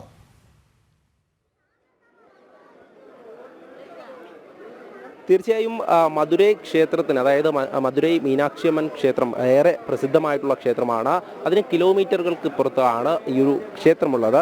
അതായത് മധുരയും കഴിഞ്ഞ് മുന്നോട്ടൊരു 5 കിലോമീറ്റർ വരുമ്പോഴാണ് ഇത്തരത്തിലൊരു ഈ തിരുപ്പൻകുണ്ട്രം എന്ന് പറയുന്ന ക്ഷേത്രമുള്ളത്. ഈ ക്ഷേത്രത്തിലേക്ക് പ്രധാന പാതയിൽ നിന്നും ഒരു മലയിലേക്ക് കയറുന്ന ഒരു സ്ഥലത്താണ് ഈ ക്ഷേത്രം സ്ഥിതി ചെയ്യുന്നത്. എന്തായാലും അവിടെ നമുക്ക് കാണാൻ സാധിക്കും, ഈ ക്ഷേത്രത്തിലേക്ക് ഉള്ളിലേക്ക് കയറുന്ന ഒരു മുൻവശം തന്നെ ഈ ഗോപുരമൊക്കെ നമുക്ക് കാണാൻ സാധിക്കും. ആ മണ്ഡപം അത് വളരെയധികം ഒരു വാസ്തുകലയൊക്കെ തന്നെ അതിൽ കാണാൻ സാധിക്കും. അതോടൊപ്പം തന്നെ ഈ ക്ഷേത്രത്തിനുള്ളിലേക്ക് കടക്കുന്നത് ഇതുവഴിയാണ്. ഇതുവഴി മലയ്ക്കുള്ളിലേക്ക് പോയാണ് ഈ മുരുക ഭഗവാനെ ദർശിക്കുന്നത്. എന്തായാലും നമുക്ക് വലിയൊരു തിരക്ക് ഇവിടെ കാണാൻ സാധിക്കും. അതേസമയം തന്നെ ഞാൻ നേരത്തെ സൂചിപ്പിക്കുന്നു, കഴിഞ്ഞ ദിവസമൊക്കെ തന്നെ നിരോധനാജ്ഞ ഈ പ്രദേശത്ത് പ്രഖ്യാപിച്ചിരിക്കുന്നു. അതോടൊപ്പം തന്നെ ഇവിടേക്ക് രാഷ്ട്രീയ നേതാക്കൾ എത്തുമ്പോഴും അവരുടെ പ്രതികരണങ്ങൾക്കൊക്കെ തന്നെ വിലക്ക് ഏർപ്പെടുത്തിയിട്ടുണ്ട്. എന്തായാലും ഇവിടെ കടകളിലൊക്കെ തന്നെ പൂക്കളൊക്കെ വിൽക്കുന്ന ആളുകളുണ്ട്, അവരൊക്കെ ഉണ്ട്. അതോടൊപ്പം തന്നെ ഇവിടേക്ക് എത്തുന്ന നിരവധി ഭക്തരുണ്ട്. എന്തായാലും അമ്മ ഇங்கே വ്യാപാരം നടന്നിട്ട് എന്തായാലും അത് തന്നെയാണ് നേരത്തെ നമ്മളോട് സൂചിപ്പിച്ചിട്ടുള്ളത്. അതായത് ഇവിടെ പ്രശ്നങ്ങൾ സൃഷ്ടിക്കാൻ ഒരു വിഭാഗം ആളുകൾ, അതായത് നേരത്തെ പറഞ്ഞതുപോലെ തന്നെ SDPI പോലുള്ള സംഘടനകൾ ഇവിടെ ശ്രമിച്ചു എന്നുള്ളതാണ് ഇവിടെയുള്ള ജനങ്ങളും നമ്മളോട് പ്രതികരിച്ചിട്ടുള്ളത്. അവരൊക്കെ തന്നെ ഈ ഒരു ക്ഷേത്രവുമായി ബന്ധപ്പെട്ട് വർഷങ്ങളായി ഇവിടെ കച്ചവടം നടത്തി വരുന്നവരാണ്. അതോടൊപ്പം തന്നെ ഇവിടേക്ക് നിരവധി തവണ, അതായത് തമിഴ്നാടിനെ സംബന്ധിച്ചിടത്തോളം മുരുകൻ എന്ന് പറയുന്നത് അവരുടെ വിശ്വാസപ്രകാരം എല്ലാ തരത്തിലും അവർക്കൊരു വികാരം തന്നെയാണ്. അത്തരത്തിൽ മുരുക ഭഗവാനെ ദർശിക്കുവാൻ വരുന്നവരാണ്. അവരാണ് കഴിഞ്ഞ ദിവസം ഇവിടെ ഒത്തുകൂടിയത്. ആ ഒരു മന്ത്രമൊക്കെ ഞാൻ നേരത്തെ സൂചിപ്പിച്ചിരുന്നു. വെട്രിവേൽ വീരവേൽ എന്നുള്ള മന്ത്രം മുഴക്കിക്കൊണ്ടായിരുന്നു ഇവിടേക്ക് ഭക്തർ എത്തിച്ചേർന്നത്. എന്തായാലും ഇവിടെയൊക്കെ കച്ചവടം നടത്തുന്ന ആളുകളുണ്ട്. അമ്മ ഇங்கே എപ്പിടി പോകുന്നത് നിലമേ? ഇവിടെ മലയാളം അറിയാമോ? തമിഴില് പറയും. തമിഴില്? അപ്പോൾ ഇവിടെ ഈ ക്ഷേത്രവുമായി ബന്ധപ്പെട്ട് இங்கே நிலைமை எப்படி இருக்குங்க? இப்போ ஒன்றும் பிரச்சனை இல்லை, இப்போ நல்ல அமைதியான முறையில் இருக்கு. ஆனால் இங்கே ஒரு மிருகபலி நடந்துட்டு, மிருகபலி பண்ணுறதுக்கா ஒரு 10-15 நாளைக்கு முன்னே ஒருத்தர் ஆடையை தூக்கி தோலை போட்டுக்கிட்டு வந்து மலைக்கு மேலே போய் கடா விருந்து பண்ணுற மாதிரி வந்தாங்க. அதில் ஆரம்பிச்சு தான் இந்த பிரச்சனை. அதுக்கு பிற்பாடு அவனை கட்டுப்படுத்த வைக்க வேண்டிய மசூதியோட நிர்வாகம் அவனை கட்டுப்படுத்தி வைக்கலை. அதே போல் மணப்பாறை MLAயும் ராம்நாடு MPயும் வந்து அவன் சப்போர்ட் பண்ணுற மாதிரி ஆளுகளை கூட்டிகிட்டு வந்து மலைக்கு மேலே போய் கறி விருந்து சாப்பிட்டாங்க. இதில் தான் பிரச்சனை வந்து பூதாகாரமானது. அந்த கறி வச்சு சாப்பிட்டு இங்கே மேலே வெளியே பிரியாணி வாங்கிட்டு வந்து வச்சு சாப்பிட்ருக்கான் மேலே போகிற பாதையில். அந்த பழக்கங்கள்லாம் இல்லாதது தான் இப்போ இவங்க புதுசாக ஆரம்பித்த பிரச்சனை உண்டு பண்ணுறதுக்காக பண்ணுது. இதனால இங்கே போராட்டம் நடந்துக்கிட்டு கண்டிப்பாக நடக்கும். இல்லை, போராட்டம் நடக்கத்தானே வேணும். இங்கே ஒரு பள்ளியோட தான் அல்லது தர்காவோட தான் 1858 வரைக்கும் மசூதியே மலைக்கு மேலே கிடையாது. அதுக்கு பிற்பாடு இப்போ ஒரு சில நூற்றாண்டுகளுக்கு உள்ளே தான், ஒரு 100 அல்லது 150 வருஷத்துக்குள்ளே தான் இந்த மசூதி இங்கே உருவாயிருக்கு. நம்ம கோயில் வந்து 7வது நூற்றாண்டில் கட்டினது இங்கே இந்த இடத்துல. இதுக்கு முன்ன இது வந்து மன்னர்களால் கூன் பாண்டியன் மற்றும் திருமல நாயக்கரால் கட்டப்பட்ட கோயில். இந்த கோயில் கட்டுறதுக்கு முன்னே மலைக்கு பின்னால் வந்து ஒரு முருகன் கோயில் இருந்தது. அது யார் கட்டுனே தெரியல, அந்த அளவுக்கு பழமை வாய்ந்த கோயில். அந்த கோயிலை வந்து முஸ்லீம்களோட படையெடுப்பு காலத்தில் அது சேதம் பண்ணி இன்னைக்கு போய் பார்த்தா கூட தெரியும், குகை கோயிலில் வந்து முருகனுக்கு தலை இருக்காது. அந்த அளவுக்கு அவங்க ஆவேசம் அடைஞ்சு நம்ம கோயில்களை பூரா நாசம் பண்ணி இருக்க பண்பொருள் பூரா அள்ளிட்டு போனாங்க. இங்கே வந்து நம்ம நாட்டை கொள்ளையடிக்கிறதுக்காக வந்தவங்க தான் இவங்க. இந்துக்களை வந்து வாழ வைக்கிறதுக்கெல்லாம் வரல. அப்படி வந்து இன்னைக்கும் அது தொடர்ந்துக்கிட்டே இருந்தேன்னா இன்னைக்குள்ள ஜென்ரேஷன் அதை அனுமதிக்க முடியாது. ஆமாம், இன்னும் ஆட்டை தூக்கிட்டு வந்துன்னா இன்னும் ஆட்டை தூக்கிட்டு வந்தோன்னா பிரச்சனை ஆரம்பிக்கும்ல. இவன் பண்ணாச்சானே அப்புறம் நம்ம ஆளுக பந்துக்கறியை தூக்கிட்டு போகும்ல, அவன் மசூதிக்குள்ளே வச்சு சாப்பிட அனுமதிப்பானா? இந்துக்கள் என்ன கேனையா? பொறுத்துக்கிட்டே போனோம், கொட்டை கொட்டை குனிஞ்சுக்கிட்டே வந்தோம். இனிமேல் 100 ரூபாங்கல்ல, நம்ம நிமிந்தா இவன் தாங்குவானா? பிரச்சனைகள் வரும். இவன் நான் ஆரம்பித்து வச்சிருக்கேன் பிரச்சனை. இன்னும் வந்து அதை கிளறிக்கிட்டே இருந்தோன்னா பிரச்சனை பூதாகாரமாக தான் ஆகும், குறையாது. அதிகாரிகள் என்ன சொல்ற? அதிகாரிகள் எல்லாம் சைலண்டாக இருக்கு. ஏன்னா டிஎம்கே ஆட்சி இல்லையா, அவங்க அப்படித்தான் இருப்பாங்க. ஸ்டாலின் எதுவுமே சொல்லுது. ஸ்டாலின் என்ன கோயில் நிர்வாகம், இந்த கோயில் நிர்வாகம் இல்லை, இதனோட மினிஸ்டர் சேகர் பாபு அவரே அமைதியாக ரொம்ப சைலண்டாக இருக்குது. இல்லைன்னா முஸ்லீம்களோட ஓட்டு போயிடும் இல்லையா, அதுக்காக. அடுத்த எலெக்ஷன் வருது, நம்ம சட்டமன்ற தேர்தல் வருது. அந்த தேர்தலில் வந்து முஸ்லீம்களோட ஓட்டு வாங்கி அவங்க ஜெயிக்கணும், அதுக்காக அமைதியான போக்கை கடைபிடிக்குது. அந்த முஸ்லீம் லீக் எம்பி தான் நவாஸ் கனி. ஆமாம், இங்கே வந்து இருந்துட்டு போட்டுமே, நியாயம் பேசணும் இல்லை, யாராவே இருக்கட்டும். இதே நம்மளோட ஒரு எம்பி வந்தால் எப்படி பேசுவாங்க? நியாயம் பேசுவோம். 2 சமுதாயத்துக்கு இடையில பிரச்சனை இல்லாத அளவுக்கு சால்வ் பண்ணி கொண்டு போகிறதுக்கு தான் பார்க்கணும். ஏன்னா இங்கே இந்து முஸ்லீம் கலந்து இருக்கிற ஒரு ஏரியா. அப்போ ஒருத்தன் கிளறி விட்டேன்னா இன்னொரு சமுதாயம் வந்து கிளர்ச்சி ஆயிரும் இல்லையா, பிரச்சனைகள் வரும். பிரச்சனை இல்லாத அளவுக்கு கொண்டு போகணும். இந்த ஊரில் வந்து அமைதியான முறையில் போகணும்ட்டானா எந்த எம்பி வந்தாலுமே வந்து மக்களை வந்து கட்டுப்படுத்தி வைக்கணும். ஆமாம், எது வந்தாலும் இந்த மாதிரி ஆட்டை இறக்குவ, அப்படியே மாட்டை எடுத்து அப்புறம் நான் மனுஷனே அவர் பண்ணிருக்கேன்.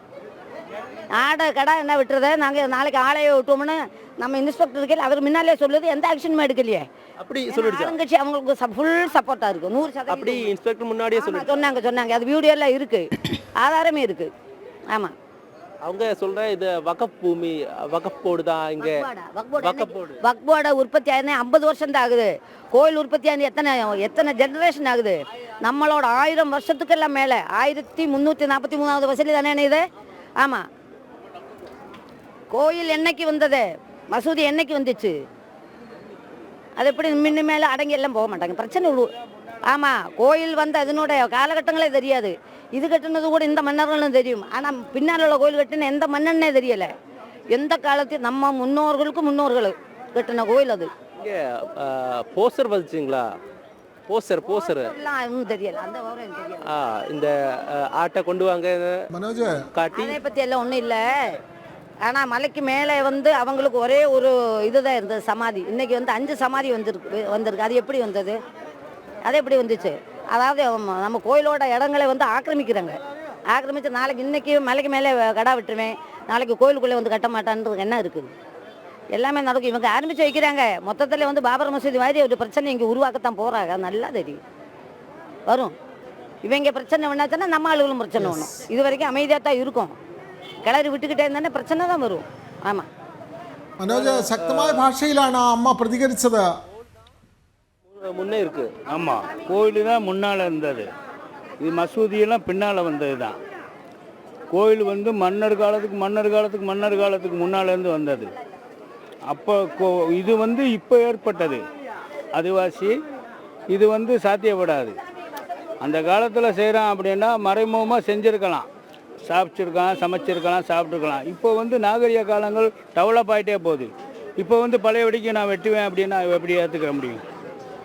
ஆடு வெட்டுவேன், மாடு வெட்டுவேன். நவாஸ் ஷெரீப் வந்து இங்கே வச்சு சாப்பிட்டது எல்லாம் வீடியோ படம் எடுக்கு எல்லாம் இருக்குது. நான் சாப்பிடலை, என் பக்கத்தில். മനോജ്, നമുക്കിതിന്റെ വിശദാംശങ്ങൾ തുടർ വാർത്തകളിൽ ആവശ്യമുണ്ട്. അമ്മ ശക്തമായ ഭാഷയിൽ തന്നെയാണ്, അതിശക്തമായ ഭാഷയിലാണ് ഈ വിഷയത്തിൽ പ്രതികരിച്ചിരിക്കുന്നത്. വളരെ കൃത്യമായി എന്തുകൊണ്ടാണ് ഇത്തരത്തിൽ ഒരു പ്രശ്നം അവിടെ ഉടലെടുക്കുന്നത് എന്നതിൻ്റെ വളരെ കൃത്യമായ വിവരണമാണ് ആ അമ്മ നൽകിയത്. മുസ്ലിം ലീഗിൻ്റെ MP അടക്കമാണ് അവിടെ വലിയ പ്രശ്നങ്ങൾ സൃഷ്ടിക്കാൻ വന്നത്. അങ്ങനെ ഹൈന്ദവ വിശ്വാസങ്ങളെ അങ്ങനെ നിഹനിക്കാൻ വന്നാൽ വളരെ കൃത്യമായ ഇടപെടൽ ഉണ്ടാകും എന്ന് ആ അമ്മ തന്നെ പറയുകയാണ്. അതുതന്നെയാണ് അവിടെ നിന്നുള്ള വികാരം. നമുക്ക് നീലിമ പറഞ്ഞ പോലെ മറ്റു വാർത്തകളിലേക്കും പോകണം. വളരെ പ്രധാനപ്പെട്ട വാർത്തയായിരുന്നു അത്. പക്ഷേ മറ്റു വാർത്തകളിലേക്ക് പോകുന്നത് കൊണ്ട് നമുക്ക് ഈ പുത്തൻ പുലരി അവസാനിക്കുന്നതിന് മുമ്പ് ഒരിക്കൽ കൂടി ആ വാർത്തയിലേക്ക് ഒന്ന് പോകാമെന്ന് പ്രതീക്ഷിക്കുകയാണ്. ഇനി വേറൊരു വാർത്ത. തിരുവനന്തപുരം വഞ്ചിയൂരിൽ CPM റോഡ് കെട്ടിയടച്ച് നടത്തിയ ഏരിയ സമ്മേളനവുമായി ബന്ധപ്പെട്ട കോടതിയലക്ഷ്യ ഹർജിയിൽ നേതാക്കൾ ഇന്ന് ഹൈക്കോടതിയിൽ നേരിട്ട് ഹാജരാകണം. MV ഗോവിന്ദന് ഇന്ന് ഹാജരാകുന്നതിൽ കോടതി നേരത്തെ ഇളവ് അനുവദിച്ചിരുന്നു. ജോയിന്റ് കൗൺസിൽ നടത്തിയ സമരത്തിൽ CPI സംസ്ഥാന സെക്രട്ടറി ബിനോയ് വിശ്വം, അതേപോലെ തന്നെ പന്ന്യൻ രവീന്ദ്രൻ എന്നിവർ ഇന്ന് ഹാജരാകണമെന്നുള്ളതാണ് കോടതിയുടെ ഉത്തരവ്. വിവരങ്ങളുമായി രേഷ്മ ബാബു ചേരുന്നു. രേഷ്മ, കഴിഞ്ഞ ദിവസം CPM സംസ്ഥാന സെക്രട്ടറി MV ഗോവിന്ദൻ അദ്ദേഹത്തിന് പാർട്ടിപരമായ തിരക്കുകളുള്ളതിനാൽ കോടതിയിൽ നേരിട്ട് ഹാജരാകുന്നതിൽ നിന്ന് ഒഴിവാക്കണമെന്നുള്ളൊരു അപേക്ഷ നൽകിയിരുന്നു. കോടതി അത് പരിഗണിച്ചു. എന്നാൽ ഈ കേസുമായി ബന്ധപ്പെട്ട റോഡ് അടച്ച് സമരം നടത്തിയതുമായി ബന്ധപ്പെട്ട് ജോയിന്റ് കൗൺസിൽ നടത്തിയ സമരവുമായി ബന്ധപ്പെട്ട് CPIയുടെ നേതാക്കൾ, അതായത് CPIയുടെ സംസ്ഥാന സെക്രട്ടറി ബിനോയ് വിശ്വവും പന്ന്യൻ രവീന്ദ്രനും ഇന്ന് ഹാജരാകണമെന്ന് കോടതി പറഞ്ഞിരിക്കുന്നു. കൂടുതൽ വിവരങ്ങൾ രേഷ്മ.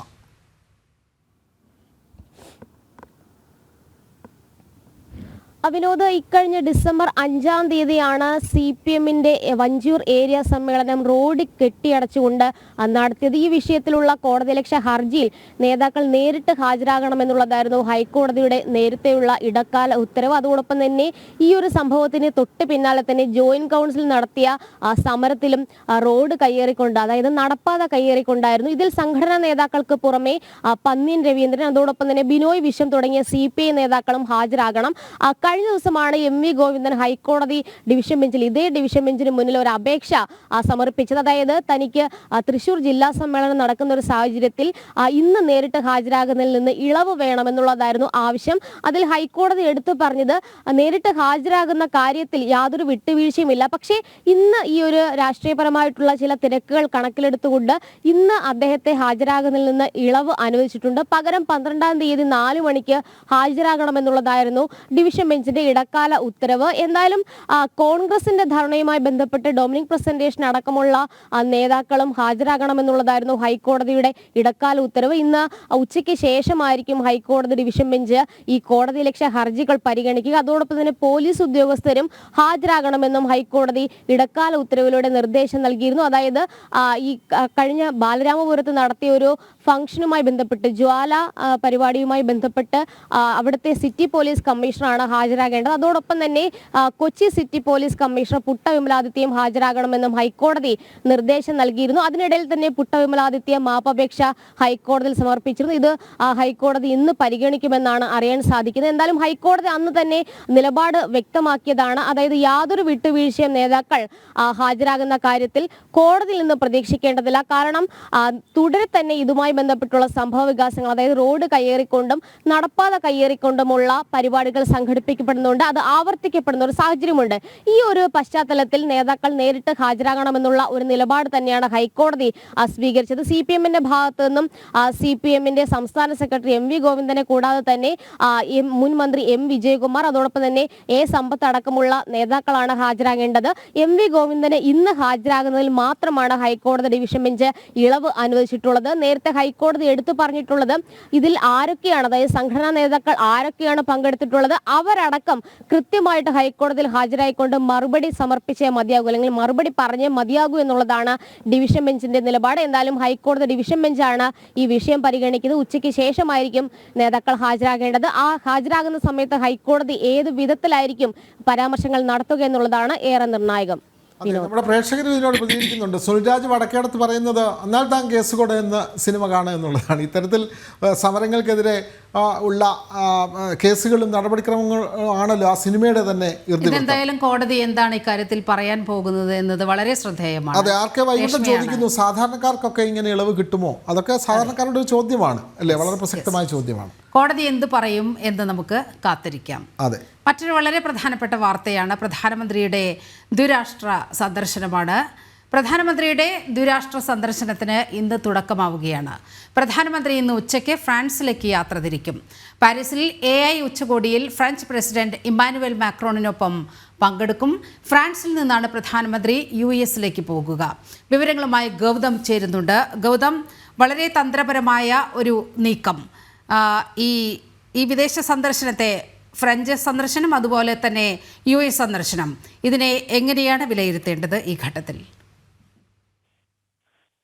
നിലിമ, ഭാരതവുമായി നല്ല ബന്ധമുള്ള രണ്ട് പ്രധാനപ്പെട്ട രാജ്യങ്ങളിലേക്കുള്ള യാത്രയാണ് ഇന്നിപ്പോൾ പ്രധാനമന്ത്രി നരേന്ദ്രമോദി ആരംഭിക്കുന്നത്. അദ്ദേഹം ഉച്ചയോടുകൂടി ഡൽഹിയിൽ നിന്നും യാത്ര ആരംഭിക്കുമെന്നാണ് നമുക്കിപ്പോൾ ലഭ്യമാകുന്ന വിവരം. ഇന്ന് രാത്രിയോടുകൂടി ഫ്രഞ്ച് തലസ്ഥാനമായ പാരീസിൽ അദ്ദേഹം എത്തും. AI ഉച്ചകോടിയിൽ പങ്കെടുക്കുക എന്നതാണ് ഫ്രാൻസ് സന്ദർശനത്തിന്റെ പ്രധാനമന്ത്രിയുടെ പ്രധാനപ്പെട്ട അജണ്ട എന്നത്. ഒപ്പം ഫ്രഞ്ച് പ്രസിഡന്റ് ഇമാനുവൽ മക്രോണുമായി അദ്ദേഹം കൂടിക്കാഴ്ച നടത്തുകയും ഈ അത്താഴ വിരുന്നിൽ ഉൾപ്പെടെ പങ്കെടുക്കുകയും ചെയ്യും. ഇമാനുവൽ മക്രോൺ 2024 ഭാരതത്തിന്റെ റിപ്പബ്ലിക് ദിന പരേഡിൽ ഉൾപ്പെടെ പ്രധാനപ്പെട്ട അതിഥിയായി ഡൽഹിയിലേക്ക് എത്തിയതാണ്. നരേന്ദ്രമോദിയുമായി മികച്ച ബന്ധം പുലർത്തുന്ന വ്യക്തിയും ഒപ്പം ഇസ്ലാമിക ഭീകര ശക്തികൾക്കെതിരെ കടുത്ത നിലപാട് സ്വീകരിക്കുന്ന ലോക നേതാക്കളിൽ ഒരാളാണ് ഇമാനുവൽ മക്രോൺ എന്നതുകൂടി ഇതോടൊപ്പം കൂട്ടിവായിക്കണം. ഒപ്പം ഈ AI ഉച്ചകോടിക്ക് ശേഷമാണ് ഇരുവരും തമ്മിലുള്ള അത്താഴ വിരുന്ന് ഉൾപ്പെടെ നടക്കുക. അതിനുശേഷം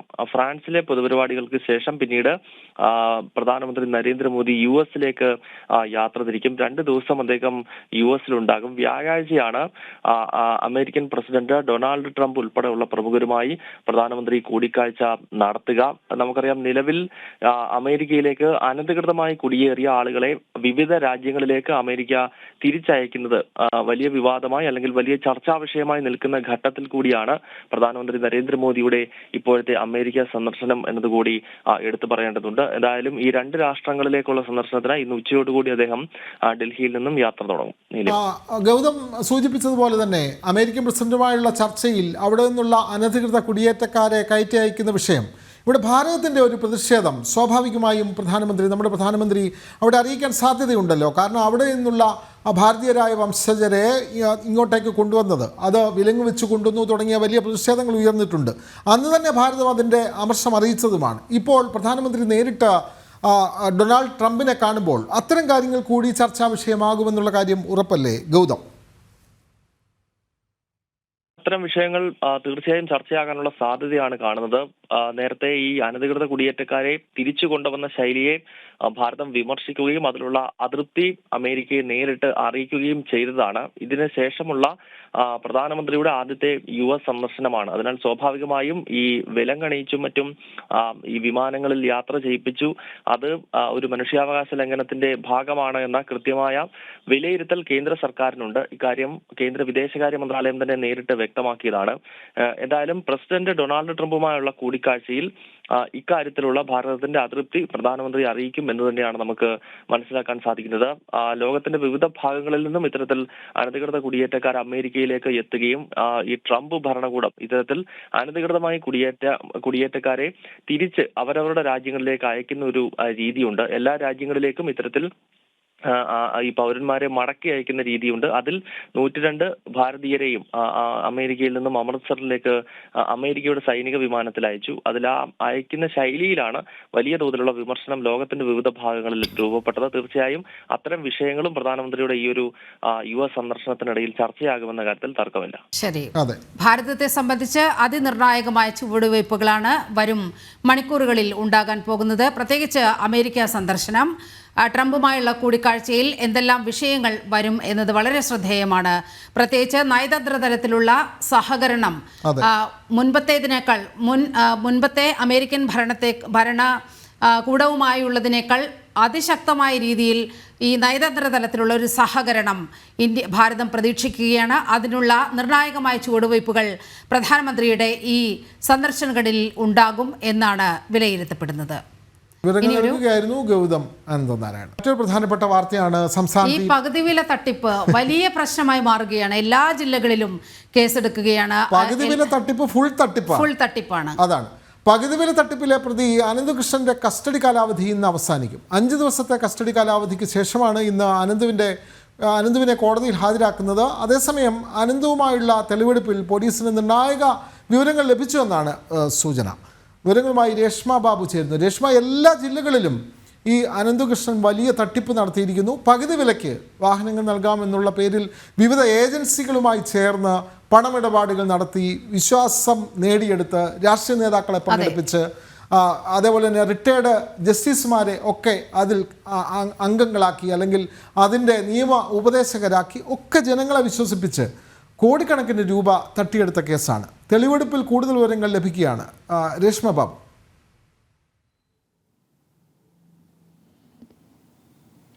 വിനോദ്, കസ്റ്റഡി കാലാവധി പൂർത്തിയാകുന്ന ഒരു സാഹചര്യത്തിലാണ് അനന്തകൃഷ്ണനെ ഇന്ന് മൂവാറ്റുപുഴ കോടതിയിൽ പോലീസ് ഹാജരാക്കുക. തുടരന്വേഷണത്തിനും അതോടൊപ്പം തന്നെ കൂടുതൽ തെളിവ് ശേഖരണത്തിനുമായിട്ട് അനന്തകൃഷ്ണനെ വീണ്ടും കസ്റ്റഡിയിൽ വേണമെന്നുള്ള ഒരു ആവശ്യം അപേക്ഷയിലൂടെ പോലീസ് ഇന്ന് ഉന്നയിക്കുമെന്നാണ് അറിയാൻ സാധിക്കുന്നത്. കഴിഞ്ഞ ദിവസങ്ങളിലൊക്കെ തന്നെ കൊച്ചിയിലെ വിവിധ ഓഫീസുകളിൽ അനന്തകൃഷ്ണനുമായിട്ട് പോലീസ് തെളിവ് ശേഖരണം നടത്തിയിരുന്നു. അതായത് കളമശ്ശേരിയിലെയും പാലാരിവട്ടത്തെയും അതോടൊപ്പം തന്നെ നാഷണൽ NGO കോൺഫെഡറേഷന്റെ ഓഫീസിലെ വൈറ്റിലയിലെ ഓഫീസിലുമാണ് തെളിവ് ശേഖരണം നടത്തിയത്. ഇതിൽ നിന്നും കൂടുതൽ രേഖകളും അതോടൊപ്പം തന്നെ സാമ്പത്തികമായിട്ടുള്ള ഇടപാടുകൾ നടത്തിയതിന്റെ വിശദാംശങ്ങളും ഒക്കെ തന്നെ രേഖകൾ എന്നുള്ള രീതിയിൽ പോലീസ് ശേഖരിച്ചു കഴിഞ്ഞിട്ടുണ്ട്. അനന്തകൃഷ്ണൻ നേരത്തെ തന്നെ വ്യക്തമാക്കിയിട്ടുണ്ട് രാഷ്ട്രീയ നേതാക്കൾക്കടക്കം പണം നൽകിയിട്ടുള്ളതായിട്ട്. ഇതിന്റെ വിവരങ്ങൾ അടക്കം പോലീസ് ശേഖരിച്ചിട്ടുണ്ട്.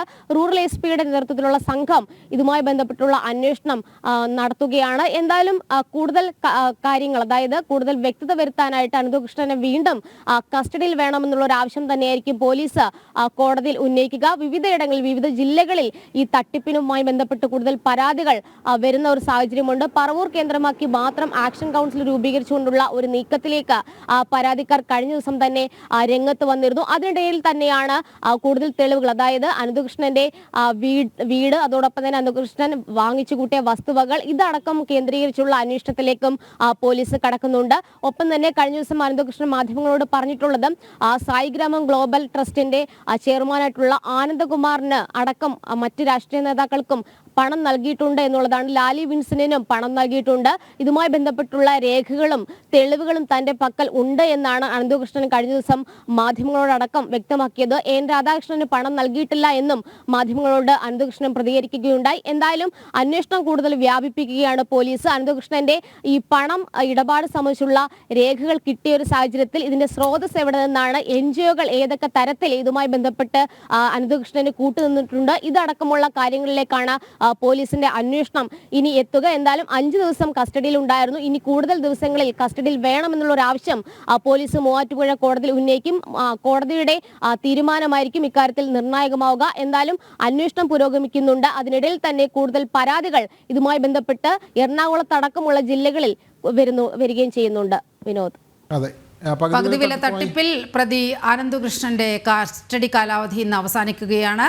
5 ദിവസത്തെ കസ്റ്റഡി കാലാവധിക്ക് ശേഷമാണ് ഇന്ന് അനന്തുവിനെ കോടതിയിൽ ഹാജരാക്കുന്നത്. ഈ കസ്റ്റഡി നീട്ടിവാങ്ങാനുള്ള സാധ്യതയാണ് കാണുന്നത്. കാരണം ഒട്ടേറെ കേസുകൾ സംസ്ഥാന വ്യാപകമായി അനന്തകൃഷ്ണനെതിരെ നിലനിൽക്കുന്ന ഒരു സാഹചര്യത്തിൽ കൂടുതൽ കസ്റ്റഡിയിലെടുത്ത് ചോദ്യം ചെയ്യേണ്ട ഒരു സാഹചര്യം ഉണ്ട് എന്നാണ് പോലീസ് പറയുന്നത്. വിവരങ്ങളാണ് രേഷ്മ കൊച്ചിയിൽ നിന്നും പങ്കുവച്ചത്. ഇനി കുംഭമേള വിശേഷങ്ങളിലേക്കാണ് നമ്മളിനി. രാഷ്ട്രപതി ദ്രൗപദി മുർമു ഇന്ന് കുംഭമേളയിൽ പങ്കെടുക്കും. പ്രയാഗ്രാജിലെ ത്രിവേണി സംഗമത്തിൽ രാഷ്ട്രപതി സ്നാനം നടത്തും. അഗശ്യവത്തിലും പ്രാചീൻ ഹനുമാൻ ക്ഷേത്രത്തിലും ദ്രൗപദി മുർമു ദർശനം നടത്തുമെന്നും രാഷ്ട്രപതി ഭവൻ അറിയിച്ചു. വിവരങ്ങളുമായി ഗൗതം അനന്തനാരായണൻ ചേരുകയാണ്. ഗൗതം, രാഷ്ട്രപതി തന്നെ അവിടെ കുംഭമേളയിൽ എത്തുകയാണ്. എങ്ങനെയാണ് അവിടെ സുരക്ഷാ ക്രമീകരണങ്ങൾ, മറ്റു വിവരങ്ങൾ?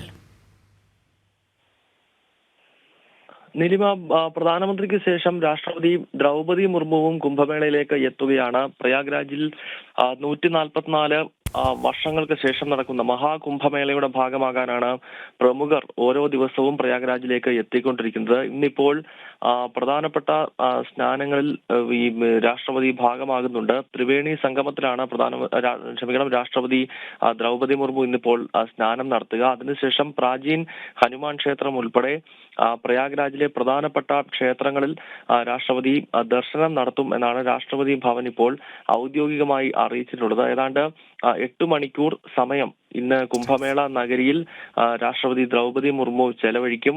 സ്നാനം, അതോടൊപ്പം തന്നെ പിന്നീട് വിവിധ അഖാഡകളുടെ സെന്ററുകൾ, ഒപ്പം അവിടെ നടക്കുന്ന മറ്റു മതസമ്മേളനങ്ങൾ, ഇതോടൊപ്പമാണ് ഈ പ്രയാഗ്രാജിലെ പ്രാചീനമായ ക്ഷേത്രങ്ങൾ, ഇവിടെയെല്ലാം സന്ദർശനം നടത്തിയതിനു ശേഷമാകും രാഷ്ട്രപതി ദ്രൗപദി മുർമു തിരികെ ഡൽഹിയിലേക്ക് മടങ്ങുക. പ്രമുഖ വ്യക്തികൾ ഇതിനകം തന്നെ സ്നാനം നടത്തി കഴിഞ്ഞിരിക്കുന്നു. കഴിഞ്ഞ 5-ാം തീയതിയാണ് പ്രധാനമന്ത്രി നരേന്ദ്രമോദി സ്നാനത്തിനായി കുംഭമേളയിൽ എത്തിയത്.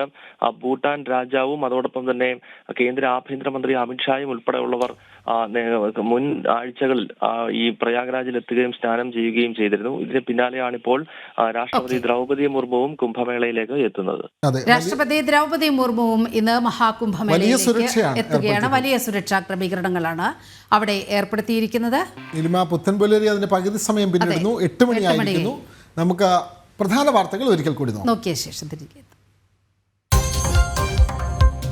തമിഴ്നാട് മധുരൈ തിരുപ്പരൻകുണ്ട്രം മുരുകക്ഷേത്രത്തിന് സമീപം മൃഗഹത്യ നടത്താൻ ശ്രമം. ജിഹാദി നീക്കത്തിനെതിരെ പ്രതിഷേധം ശക്തമാക്കി മുരുക ഭക്തർ. ഭക്തമുന്നേറ്റം ചെറുക്കാൻ പ്രദേശത്ത് നടപ്പാക്കിയത് നിരോധനാജ്ഞ. സമരത്തിൽ പങ്കെടുത്ത BJP നേതാവ് H. രാജയ്ക്കെതിരെ കേസ്. രാഷ്ട്രീയ നേതാക്കൾക്ക് ക്ഷേത്രത്തിൽ വിലക്ക്.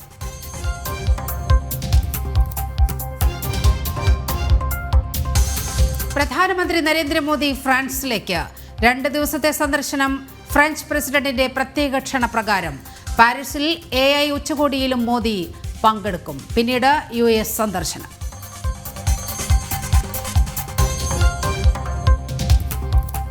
രാഷ്ട്രപതി ഇന്ന് മഹാകുംഭമേളയിലേക്ക്. പ്രത്യേക പൂജകളിലും ദ്രൗപദി മുർമു പങ്കുചേരും. പ്രയാഗ്രാജിൽ വൻ സുരക്ഷ.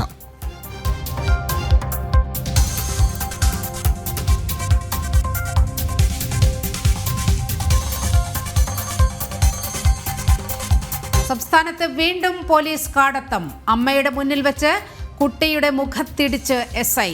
സംഭവം തിരുവനന്തപുരം വെഞ്ഞാറമൂട്. പോലീസിന്റെ ക്രൂരത. വാഹനം മോഷണം പോയത് പരാതിപ്പെട്ടതിനെ തുടർന്ന്.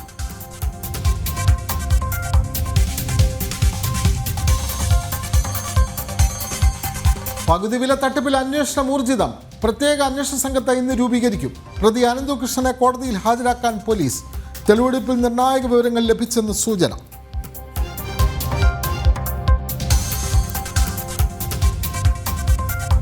ഗാസയിലെ നെറ്റ്സറിം ഇടനാഴിയിൽ നിന്ന് ഇസ്രായേൽ സൈന്യം പൂർണ്ണമായും പിന്മാറി. നടപടി വെടിനിർത്തൽ ധാരണയുടെ ഭാഗമായി.